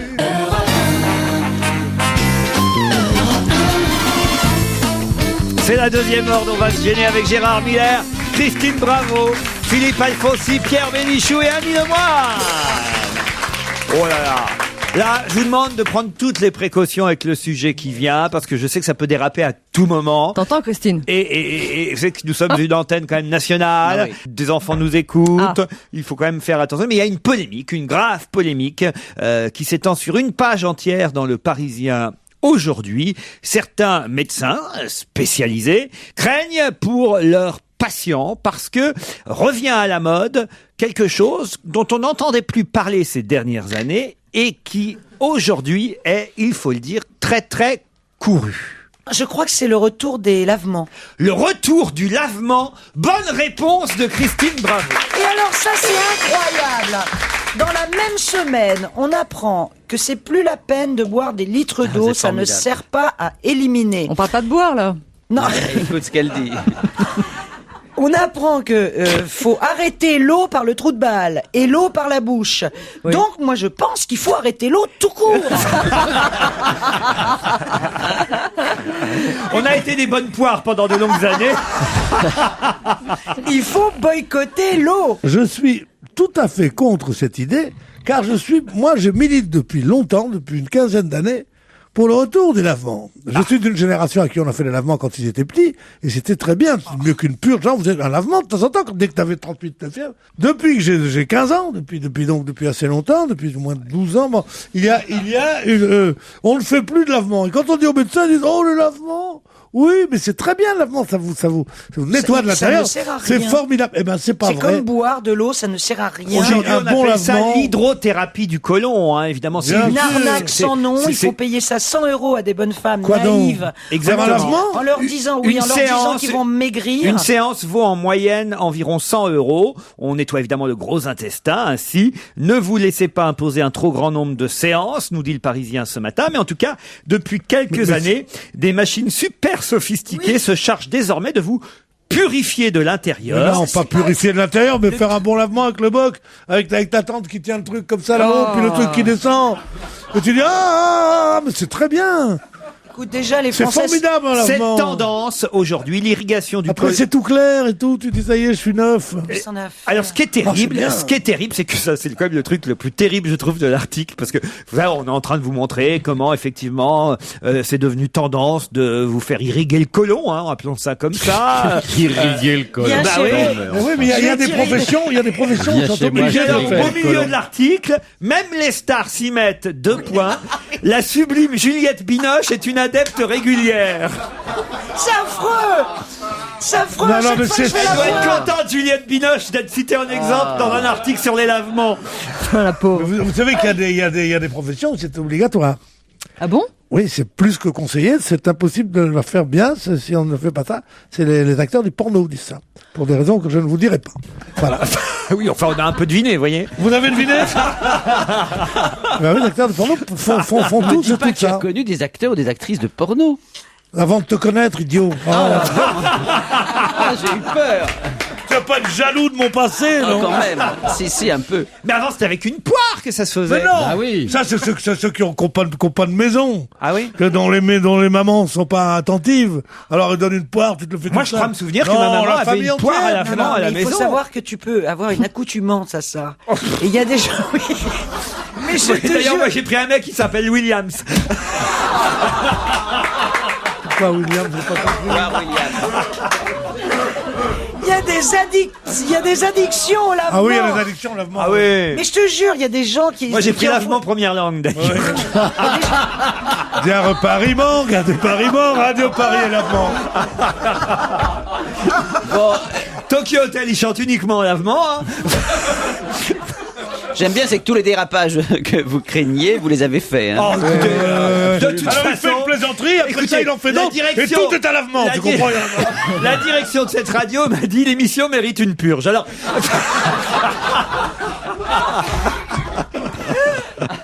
Parce qu'en fait, c'est ça le vrai nom. C'est une. Moi je m'en vais 2 minutes, restez à vous faire chier. Hein. Parce que c'est ça le vrai nom, c'est une purge. Purge, bien sûr, Ah, il ouais, faut le c'est- dire. bah oui, C'est- une purge. Et après tout, pourquoi pas même Non, je reviens, non, ça n'a rien à voir. Comment ça, ça ça n'a rien à voir. Une purge, c'est qu'on prend des médicaments qui vous purgent et qui ont un effet chimique sur votre matin et qui font qu'on a une sorte de diarrhée naturelle. Pas naturelle, d'ailleurs provoquée. En revanche, le lavement, c'est sain. Le lavement, tu n'as, Mais qu'est-ce qu'il a? le lavement, tu n'as pas, Il est tu malade. n'es pas d'intoxication médicamenteuse. C'est direct, c'est l'eau qui descend des glaciers et qui arrive. Alors, Pierre, ça fait vous des la années voulez- que je fais l'émission, je t'ai jamais vu aussi passionné par vous la voulez bien fraîche, bien sûr. Mais Je crois qu'il a Ah, une mais petite nostalgie. non, mais c'est bien les lavements. Non, c'est je crois que tu incroyable. as une petite nostalgie de ta maman tu es qui te passionné. faisait Mais oui. des lavements quand Non, t'étais pas petit. maman ou ma tante aussi, mais... Non, c'est vrai que c'était bien, les lavements. À tout de suite. Sombre con, c'est Rose qui nous interprète cette chanson et on se retrouve tout de suite après. Non, Pierre, ne revenez pas. Non, ah non, Pierre, qu'est-ce qu'il y a? Ne Non. profitez pas que je sois à la porte pour m'insulter.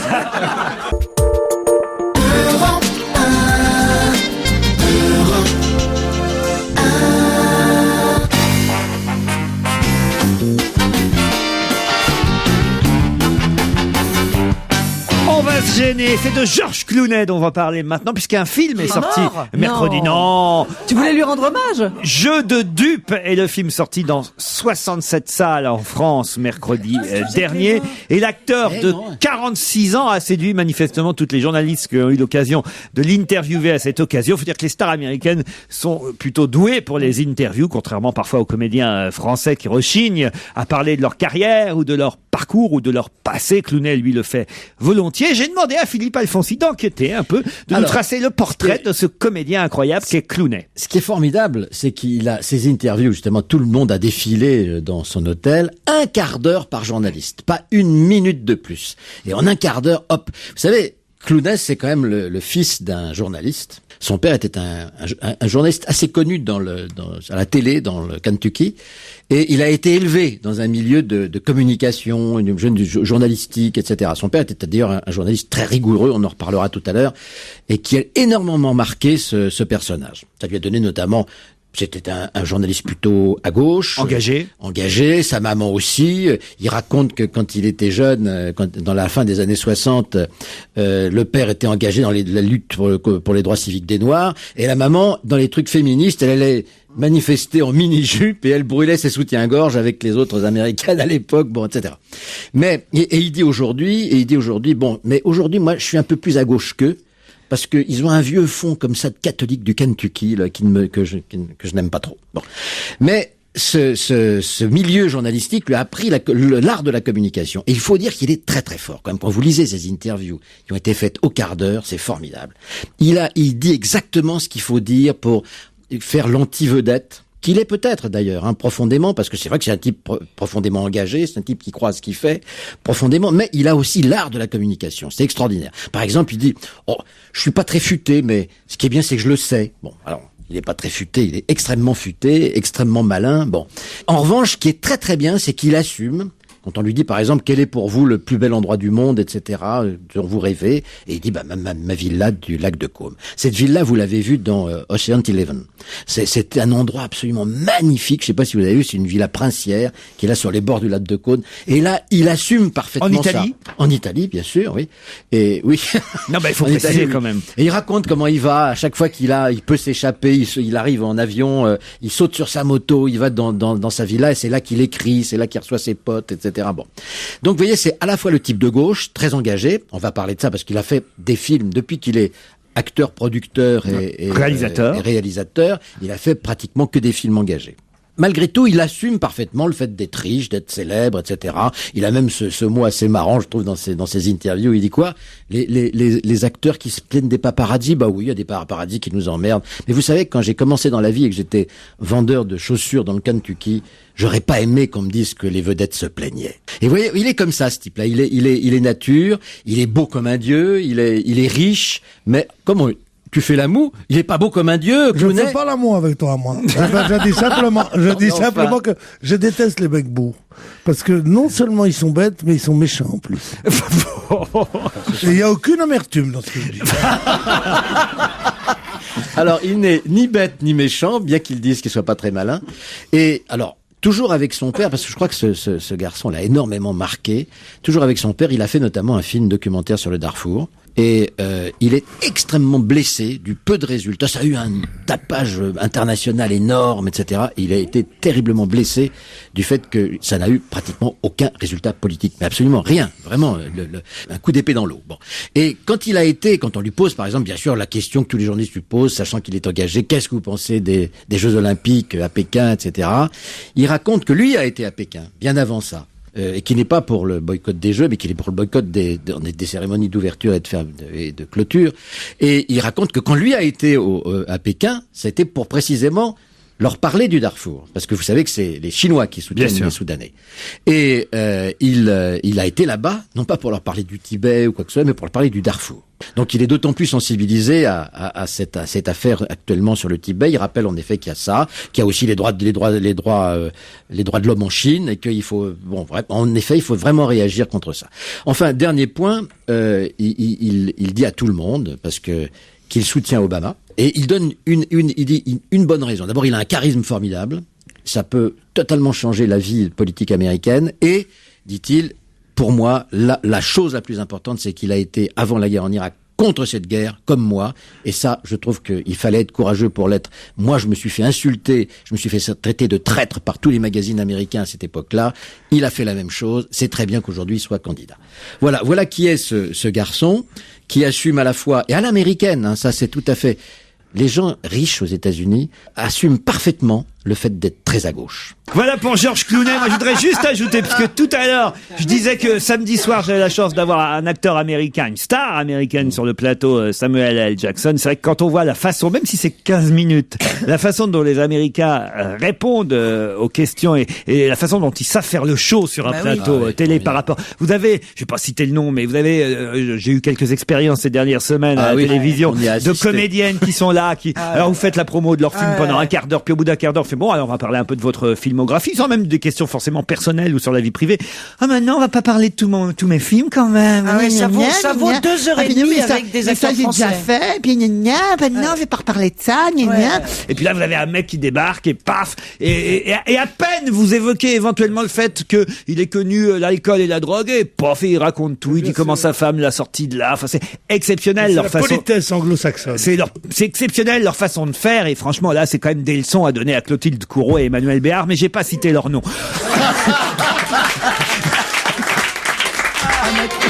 Laurent Ruquier et toute sa bande, jusqu'à 18h sur Europe 1.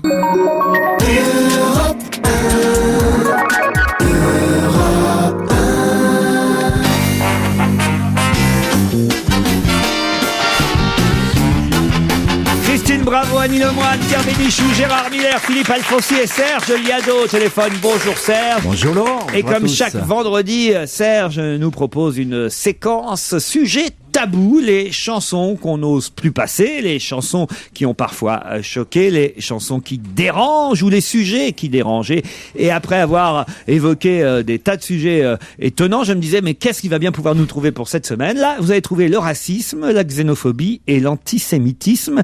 Ça existe aussi en chanson. C'est ça. On ne sait pas si c'est vraiment du racisme, de l'antisémitisme ou alors un malentendu. Et la chanson dont je vais parler, c'est sur cette chanson que j'ai axé mon montage. Je pense que Pierre a dû la connaître. Ça s'appelle La Noce à Rebecca. Pierre, est-ce que ça vous rappelle quelque chose? Non, pas du tout. Alors, c'est une chanson qui date de 1927. Oula, 27. Elle a été reprise par Fernandel peu avant la guerre. Sortie du contexte, on peut penser que cette chanson est antisémite et caricaturale. On l'avait d'ailleurs reproché à Georgius, notamment lors de l'épuration. Et en fait, c'était méconnaître cet homme-là, Georgius, qui avait souvent utilisé les talents de musiciens et de compositeurs d'origine juive.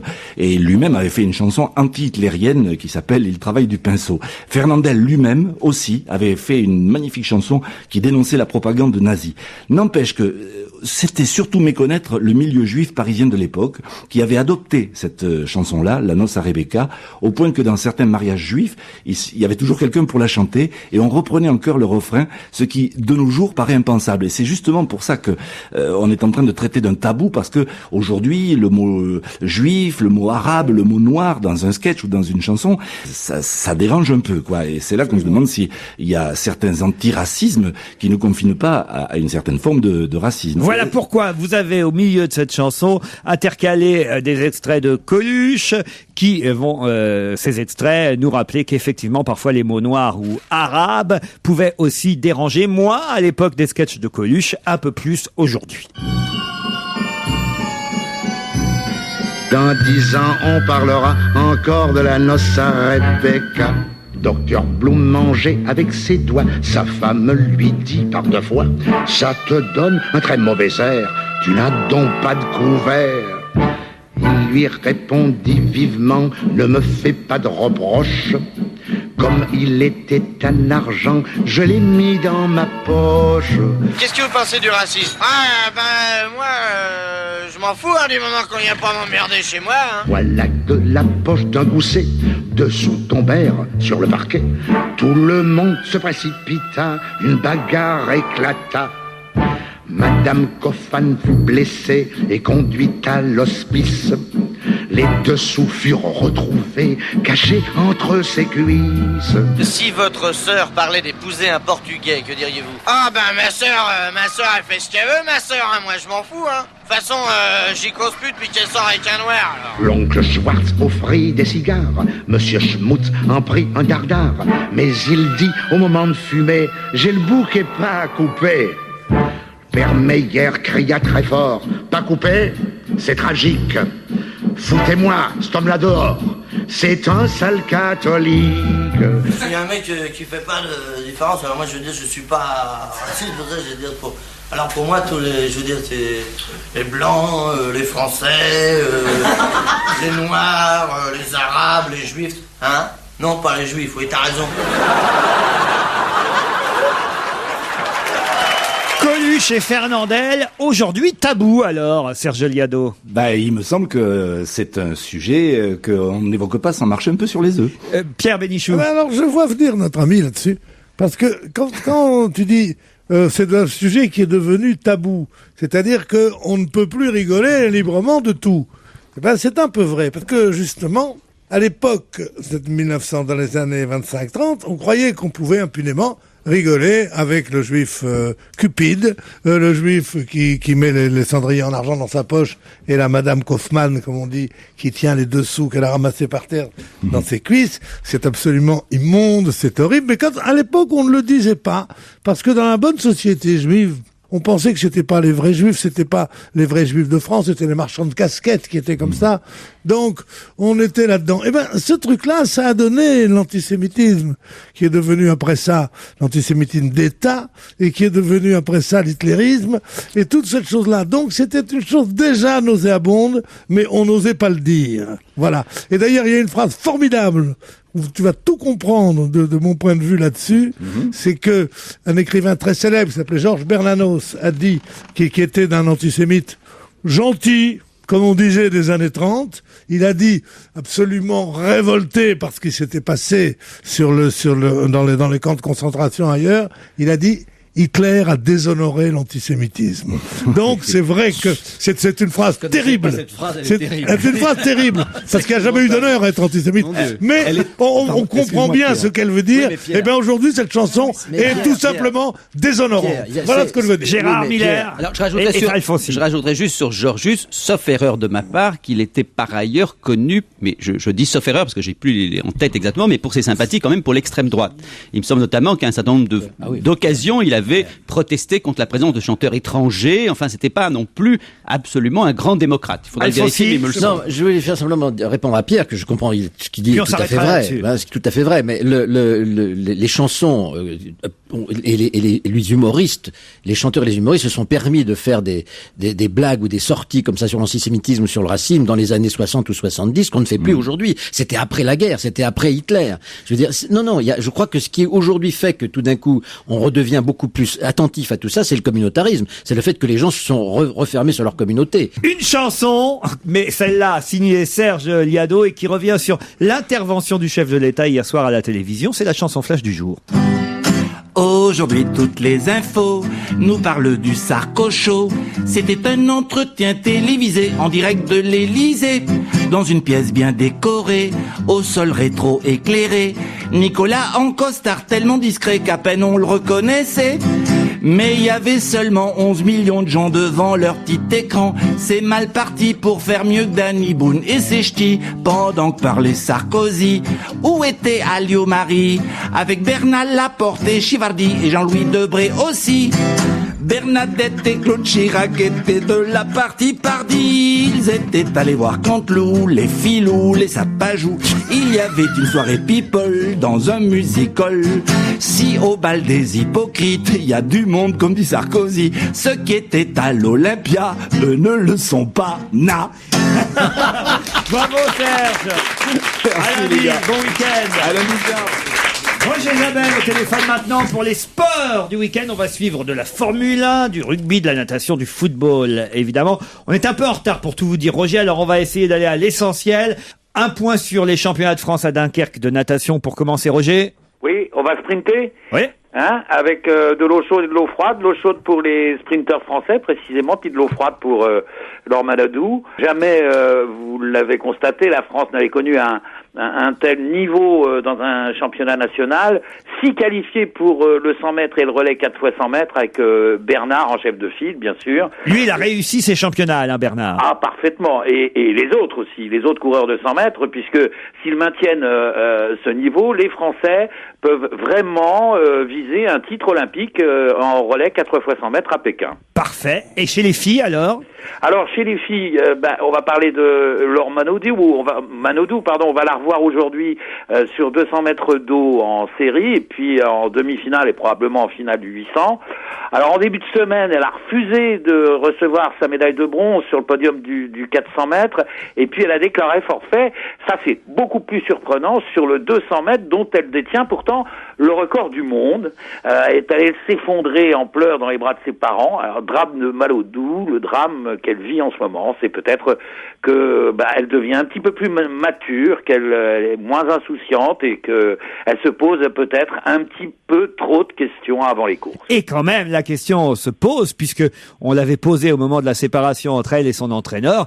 Est-ce que Philippe Lucas n'était pas l'homme qu'il fallait à Laure Manodou, puisque celle qui a battu Laure Manodou sur le 400 mètres, non pas, je parle pas de la Martiniquaise, parce que la Martiniquaise est championne de France en terminant deuxième, mais la première du 400 mètres, vous me dites si je me trompe, Roger Isabelle, mais première qui est roumaine, Camilla Potek, je crois, c'est son nom, Camélia Potek. Oui, tout à fait. Eh bien, elle est entraînée par Philippe Lucas. Oui. Et quand Laure Manodou dit « J'avais pas la bonne combinaison, non, elle pleurniche pas comme ça. Ah si, elle a pleurniché, vous l'avez pas vu à la télévision? Oui, elle a des larmes, je l'ai vu, mais elle n'était pas gna. Et la portait une combinaison Arena également, je crois. Voilà, elle oublie de dire, c'est quand même mentir aux téléspectateurs, parce qu'elle oublie de préciser que la Roumaine qui a remporté le 400 mètres et qui est entraînée par Philippe Lucas, elle a exactement la même combinaison que Laure Manodou, elle n'a pas la fameuse combinaison Speedo qui, soi-disant, permettrait d'aller plus vite. On est d'accord? Laure Manodou a couru après avec une autre combinaison encore d'une autre marque qui s'appelle TYR et qui est également très performante. Oui, mais on le dit pas assez, ces choses-là. Philippe Lucas, il est avec Miller maintenant, vous savez. Grand Prix d'Espagne, c'est à 14h dimanche, évidemment retransmis sur TF1, mais suivi sur Europe 1 par Dominique Bressot en fil rouge, avec une nouvelle Renault en piste. Oui, une nouvelle Renault, mais on n'est pas très optimiste. Après 3 grands prix, c'est Raikkonen et sa Ferrari qui sont en tête au championnat du monde. Et la surprise, c'est que depuis le début de la saison, eh bien, c'est BMW qui est en deuxième position. McLaren est un petit peu largué. Quant au Renault, eh bien, elle rame. Et Alonso n'est que 9e au classement général. Alors, on dit toujours que les 3 grands prix disputés dans l'hémisphère sud, les 3 premiers, ça ne révèlent pas grand-chose, mais malgré le retour en Europe, Alonso se dit, et il le dit ce matin dans l'équipe, pas très optimiste, et il y a même eu du remue-ménage dans l'équipe technique de Renault, et on dit qu'Alonso pense déjà à 2009 et serait déjà en discussion avec Ferrari et BMW. Oui, il changerait pas trop souvent d'écurie, celui-là, dites donc. Là, le problème, c'est que Renault lui avait promis une voiture pour être une 3e fois champion du monde. Et pour le moment, la voiture n'est pas assez performante. Rugby, demi-finale de Coupe d'Europe. Vous pouvez suivre ça sur Europe 1 avec Damien Gourlet samedi après-midi, évidemment, à partir de 16h sur France 2 si vous voulez voir les images. London Irish contre Toulouse. Oui, il faut pas manquer ça. C'est en direct de Twickenham. C'est la demi-finale de la Coupe d'Europe. Ça va être très spectaculaire puisque les London Irish sont une équipe qui développe du jeu, tout comme Toulouse d'ailleurs, même si Toulouse va partir avec un sérieux handicap puisque Vincent Clerc est blessé, mais la victoire est toujours possible. Ce sont, je le répète, 2 équipes qui pratiquent un rugby très spectaculaire. C'est un beau match à regarder sur France 2. Il y aura une finale de tennis, l'Open de Monte-Carlo, on passe dessus, et puis quand même du football évidemment comme chaque week-end, et là il y a des matchs importants. Demain après-midi, Paris Saint-Germain, Auxerre à 17h10, c'est Jean-Charles Banoun sur Europe 1 qui suivra le match en fil rouge, et ce PSG Auxerre fait déjà beaucoup parler parce qu'on a choisi un arbitre du nom de monsieur Le Dentu, qui est certes discutable. Et qui est dentiste. Non, le PSG, enfin discutable, tous les arbitres sont discutables à un moment enfin, ou à un Le Dentu, il a pas super réputation. Oui, enfin, aucun arbitre français pour le moment n'a une super réputation. Il paraît que c'est le problème, le problème général du football français. Le Dentu, c'est quand même lui qui arbitrait le match Metz-Valenciennes, qui avait mis un carton jaune aux joueurs qui s'étaient dirigés vers les tribunes parce qu'il avait entendu des propos racistes. Le Dentu avait non seulement pas arrêté le match, mais en plus foutu un carton jaune aux joueurs en question. C'est lui, Le Dentu, qui a été contesté aussi lors du match Le Mans-Bordeaux. Il avait expulsé le joueur bordelais Jurietti et ainsi de suite. Tout ça, ça sent pas bon pour un match PSG-Auxerre. Oui, enfin ils ont bon dos les arbitres. Moi je pense que si on avait un petit peu plus de respect, même quand les arbitres se trompent pour les arbitres, ils arbitreraient beaucoup mieux et beaucoup plus sereinement. Il y a quand même un autre match qui est intéressant. Ah ouais? Pour le titre, Bordeaux, qui n'est qu'à 4 points de Lyon, reçoit Nice, alors que Lyon accueille Caen. Et puis pour ce qui concerne les relégables, Franck Sauzet ce matin dans Le Parisien, le consultant de Canal+, lui dit très clairement que le PSG et Strasbourg vont accompagner Metz en Ligue 2 et que Toulouse et Lens sont les deux clubs qui vont s'en sortir. Il faut le noter. Ça. Tant mieux pour les supporters de Toulouse et de Lens. Merci pour ce week-end sportif, Roger Zabel. Dans un instant, on parle livre. À tout de suite. Je vous embrasse.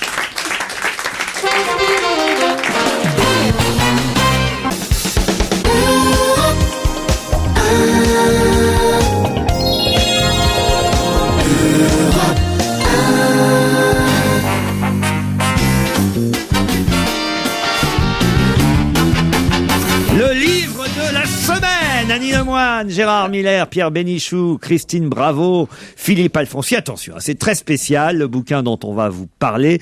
Ils ont tué Pierre Auvernais, c'est signé Morgan Sportes. C'est un roman publié chez Grasset.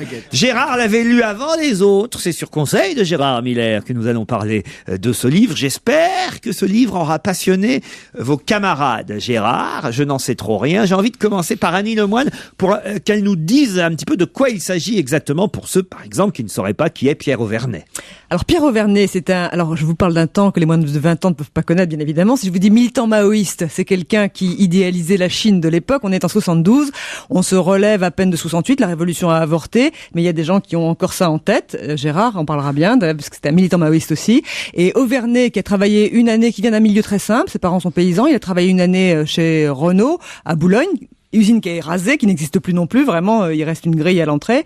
Un soir, se présente, on est au mois de février 72. Le 25 février 72. Voilà, il ne travaille plus à Renault depuis un petit moment, mais il continue à agir, à militer, et il est face à un vigile de la police secrète, entre guillemets, de Renault, et qui est quelqu'un qui s'appelle Tramoni, qui est un Corse, et les deux on va y avoir une altercation, il y a des photos de fête, il y a eu différentes interprétations, mais enfin, en tout cas, Tramoni tire une balle dans le cœur d'Auvernais, Auvernais meurt, et ça devient Auvernais, le Mao est mort d'une balle en plein cœur le 25 février 72.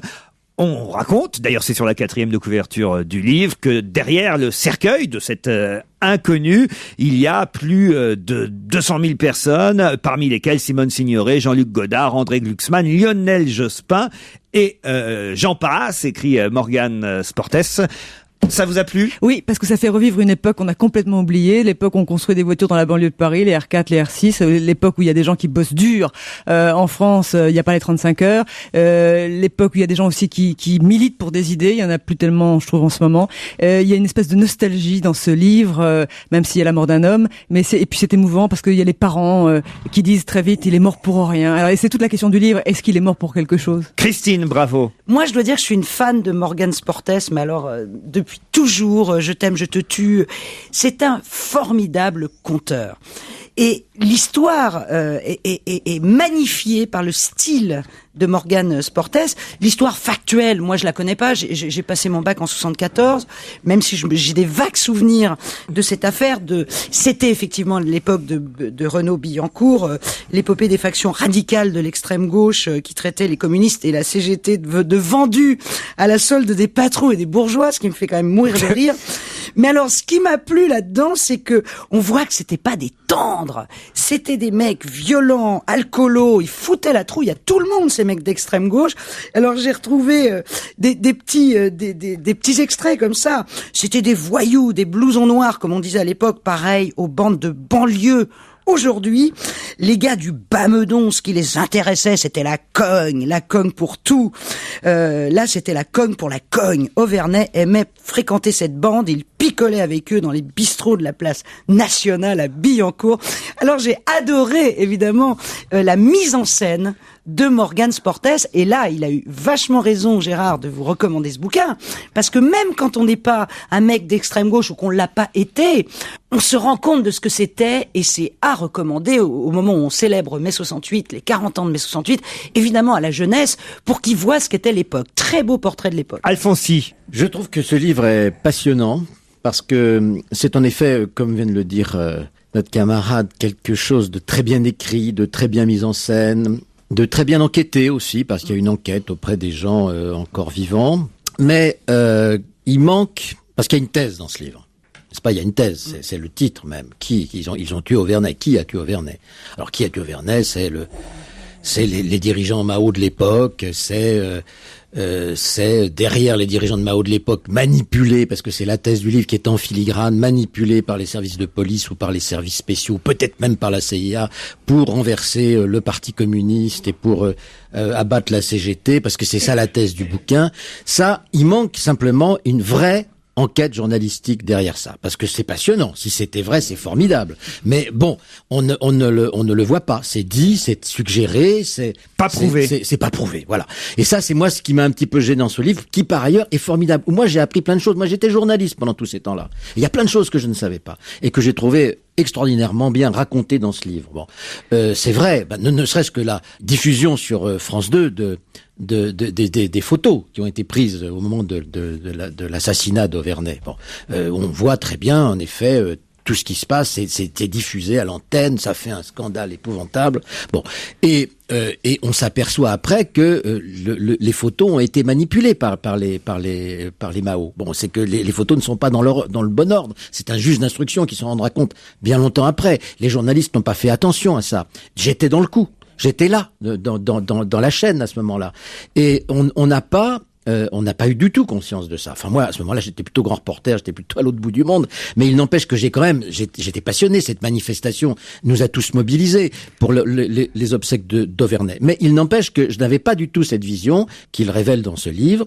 Je n'avais pas non plus ces soupçons, même si l'extrême gauche, on se demandait toujours, bien évidemment, les communistes le répétaient sur tous les tons, qu'ils avaient été manipulés, que c'était des provocateurs, etc.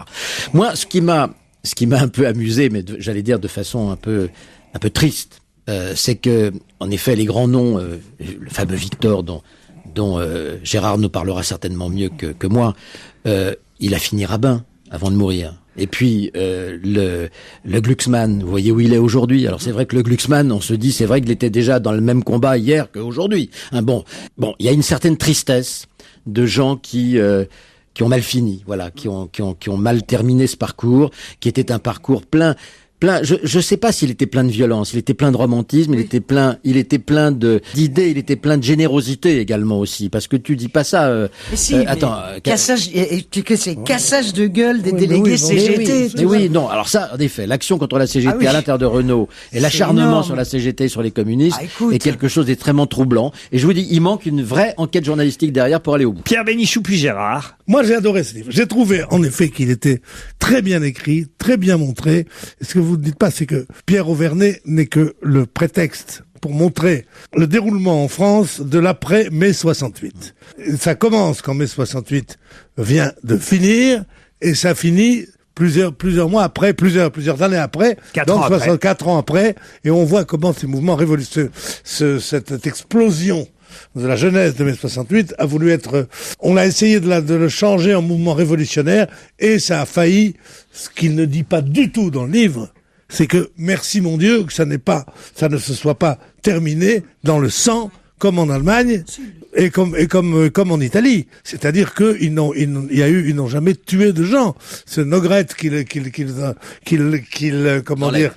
enlèvent et qu'ils le gardent pendant 3 jours. Et Sartre et Clavel disent, vous auriez pu le garder plus longtemps quand même. Bon. Alors que ce sont des fauteurs de guerre incroyables, tout cela. Non. Avec Victor. C'est-à-dire le chose qui reste, lui, celui qui commande tout de loin, et qui nous terrifie tous. On se dit, mais putain, mais nous sommes quoi? Nous sommes des mous, nous sommes des roses. Qu'est-ce que c'est? Qu'est-ce qu'ils sont bien? Comme le disait très bien Christine, ce sont des bagarreurs, ce sont des types qui n'hésitent pas justement à aller au combat dans la rue contre les flics, contre des délégués CGT. Surtout que ce sont les premiers de la classe, tous. C'est mai 68, une révolution de premiers de la classe. Et tous ces types-là qui sont soit normaliens, soit machin, qui décident qu'ils vont aller en usine, parce qu'ils vont jusqu'au bout de leurs idées, ce qui est formidable, et qui apprennent la bagarre, qui apprennent le karaté, qui apprennent tout ça. L'exemple le plus sanglant sera notre ami Pierre Goldman, qui n'est pas cité dans le bouquin, mais c'est ça, c'est ces enfants de ça. Voilà. Gérard Miller, alors, de Morgan Spurtes, j'avais lu juste avant un livre qui s'appelait Mao, qui est exactement la même histoire sous forme romancée, qui était absolument nulle. Donc moi, j'ai abordé ce livre avec beaucoup de prévention. Ce livre, il est formidable. En effet, avec un point faible qui est cette thèse de la manipulation policière qui n'est jamais explicitée. Faut juste savoir quand même qu'un des grands dirigeants de l'organisation à laquelle j'appartenais, tous les gens dont on parle dans ce livre, je les ai connus, y compris Pierre Auvernet, c'était des copains. J'étais un peu plus jeune qu'eux, mais j'étais absolument dans ce mouvement-là. Et un des plus grands dirigeants de la gauche prolétarienne, ça s'est révélé après en 81 lorsqu'on a pu explorer.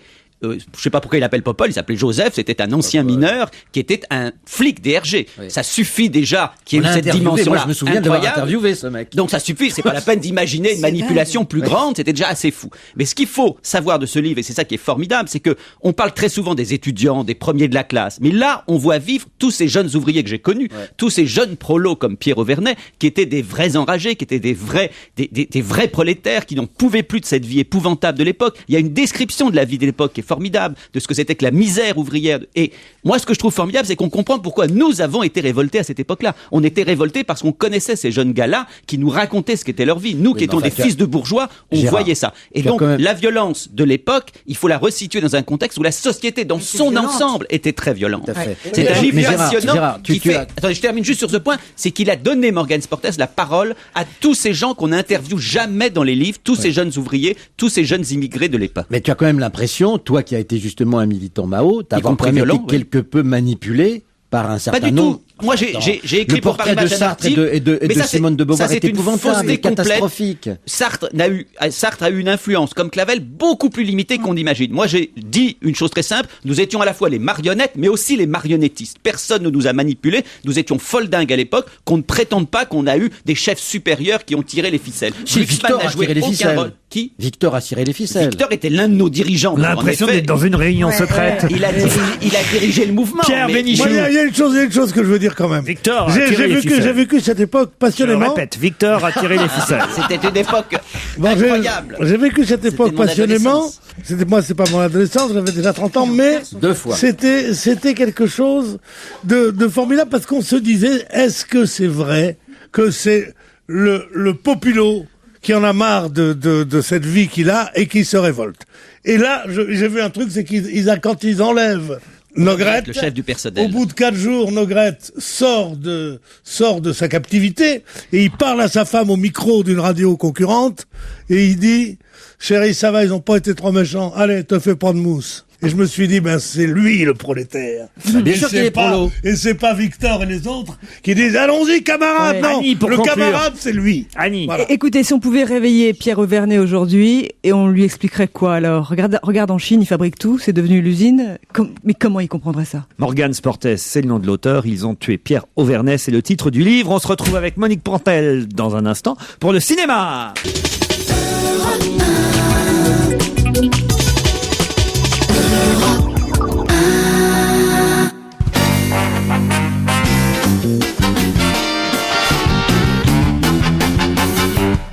Bonjour Monique.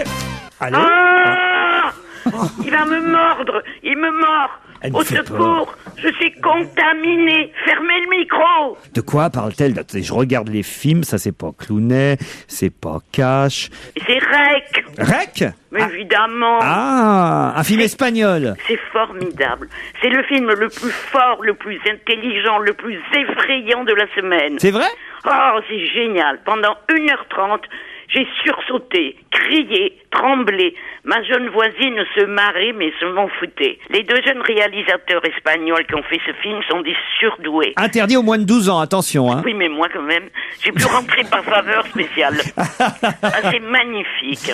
Bon, alors ça, j'aurais pas cru. Mais écoutez, c'est c'est magnifique, un Laurent. bon conseil pour le week-end. Rec, R-E-C. C'est un film, Record, vous savez. un film qui fait peur, hein, soyons clairs. C'est une petite équipe de télé avec leur petite caméra vidéo qui suivent une bande de pompiers appelés au secours dans un immeuble. Il y a un petit côté projet Blair Witch, là. Comment ça s'appelait déjà? Mais non, ça ressemble à rien d'autre. Voilà. Ah bon? C'est génial. Avec eux, on rentre dans cet immeuble qui est bouclé immédiatement par la police. On ne peut pas ressortir, ni eux, ni nous, les spectateurs. On retient le conseil, alors. Hein. Il faut y aller, hein, c'est génial. Un film français, Cash, avec Jean Reno, Jean Dujardin, Valéria Golino, Alice Taglioni, François Berléand, forcément, et Clovis Cornillac aussi. Eh ben, c'est du cinéma chiqué, donc c'est pas pour moi. Oh, c'est pas mal, quand même, je l'ai vu. Eh ben, je vous me demander mon avis. D'accord. Bon, alors, j'ai pas marché une seconde. Ah bon? à ces arnaques soi-disant prestigieuses qui se traînent comme des vieux TGV un jour de grève. Ah non, moi j'ai bien marché alors. Jean Dujardin, et qui je trouve d'habitude délicieux, il est moins drôle parce qu'il se prend au sérieux, c'est un arnaqueur. Jean Reno, c'est un autre arnaqueur. Et les arnaqués, c'est nous, les spectateurs. Oh non, non, justement, c'est vrai que oui, c'est tout le principe du film, c'est qu'on est piégé, on sait jamais ce qui va se passer. Ah non, franchement, et on est piégé jusqu'à la fin du film. Moi, j'ai bien aimé ça, hein, pour tout dire. Bon, jeu de dupes, alors, avec Georges Clooney et Renée Zellweger. Heureusement que vous l'avez dit, jamais je sais dire le nom de cette femme. Alors Jojo, il a cru bon de mettre en scène lui-même cette histoire insipide sur les débuts du foot professionnel aux États-Unis. Parce qu'il est réalisateur du film, hein, aussi, Clooney. Ouais, eh ben oui. Parce qu'on est en 1925, Jojo a filmé en sépia. Mais ce qu'on sait, c'est que son film est nul. Ah bon? Je regrette d'avoir rêvé à lui l'autre nuit. Funny Games, un film de Michael Haneke, qui est en fait son propre remake, mais version américaine de Funny Games. Eh bien justement, c'est ce qui est amusant dans ce film. C'est la prétention de ce Michael Haneke qui a fait lui-même le remake de ce chef-d'œuvre de la peur qui rase gratuit. Il fait 2 fois le même film en fait. Oui, aussi rasoir. Enfin, j'ai pas vu le premier. Hein. Le second m'a suffi. Dans une grande maison, un couple très riche et leur fils très mignon sont terrorisés durant toute une nuit par des jeunes gens qui viennent de chez le voisin. Ils sont tout vêtus de blanc. Ils leur demandent des œufs. Ça sent aussi. Il va les martyriser, les 2 garçons vont les terroriser pendant une nuit entière. On se demande pas est-ce qu'ils vont tuer la famille, mais quand est-ce que ça va s'arrêter? Et on termine par un film de Volker Schlondorf avec Philippe Torreton, Ulsan. Eh ben, enfin, moi, ça m'a beaucoup plu. Ah. C'est un film... Je l'ai vu aussi. Eh ben, évidemment que je l'ai vu. Non, mais moi, je l'ai vu. Ah bon? Je comprends plus ce que vous dites. Ah oui, moi, je vous dis que je l'ai vu. Mais oui, et vous l'avez vu, vous aussi. Ah ben, moi aussi, je l'ai vu. Et pourquoi vous dites que vous l'avez pas vu Et alors? vous avez bien aimé ça, c'est beau, faut dire, très beau. Et je l'ai trouvé très, très beau. Et puis, il faut dire que j'adore la Mongolie extérieure, quand on n'y est pas. Hein.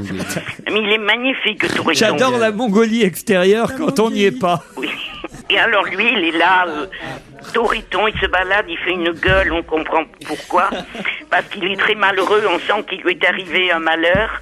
Il veut toujours être seul, mais il y a une très jolie fille. Ah oui, elle est bonne. Ulsan, Ayana Semban, qui le suit partout parce qu'elle l'aime. Et lui, il veut pas d'elle. Enfin bref, c'est très beau. C'est très beau, c'est très lent, c'est très contemplatif. Attention, c'est pas du cinéma. Torreton n'aimerait pas que je dise ça, hein, mais c'est pas du cinéma grand public, Non, mais en même temps, on y passe un excellent moment. C'est aussi à conseiller, pourquoi pas. Ça s'appelle Ulsan. Mais votre film de la semaine, je l'ai bien compris, Monique, c'est... Mon Dieu, ça va pas bien. Bon, c'est Rec. À vendredi prochain, Monique Pantel. Bye bye. Bravo Monique, bravo. On vous souhaite un bon week-end sur Europe 1. On est un peu en retard. On se retrouve lundi à 16h. Bon week-end. Oh oui. Bye bye.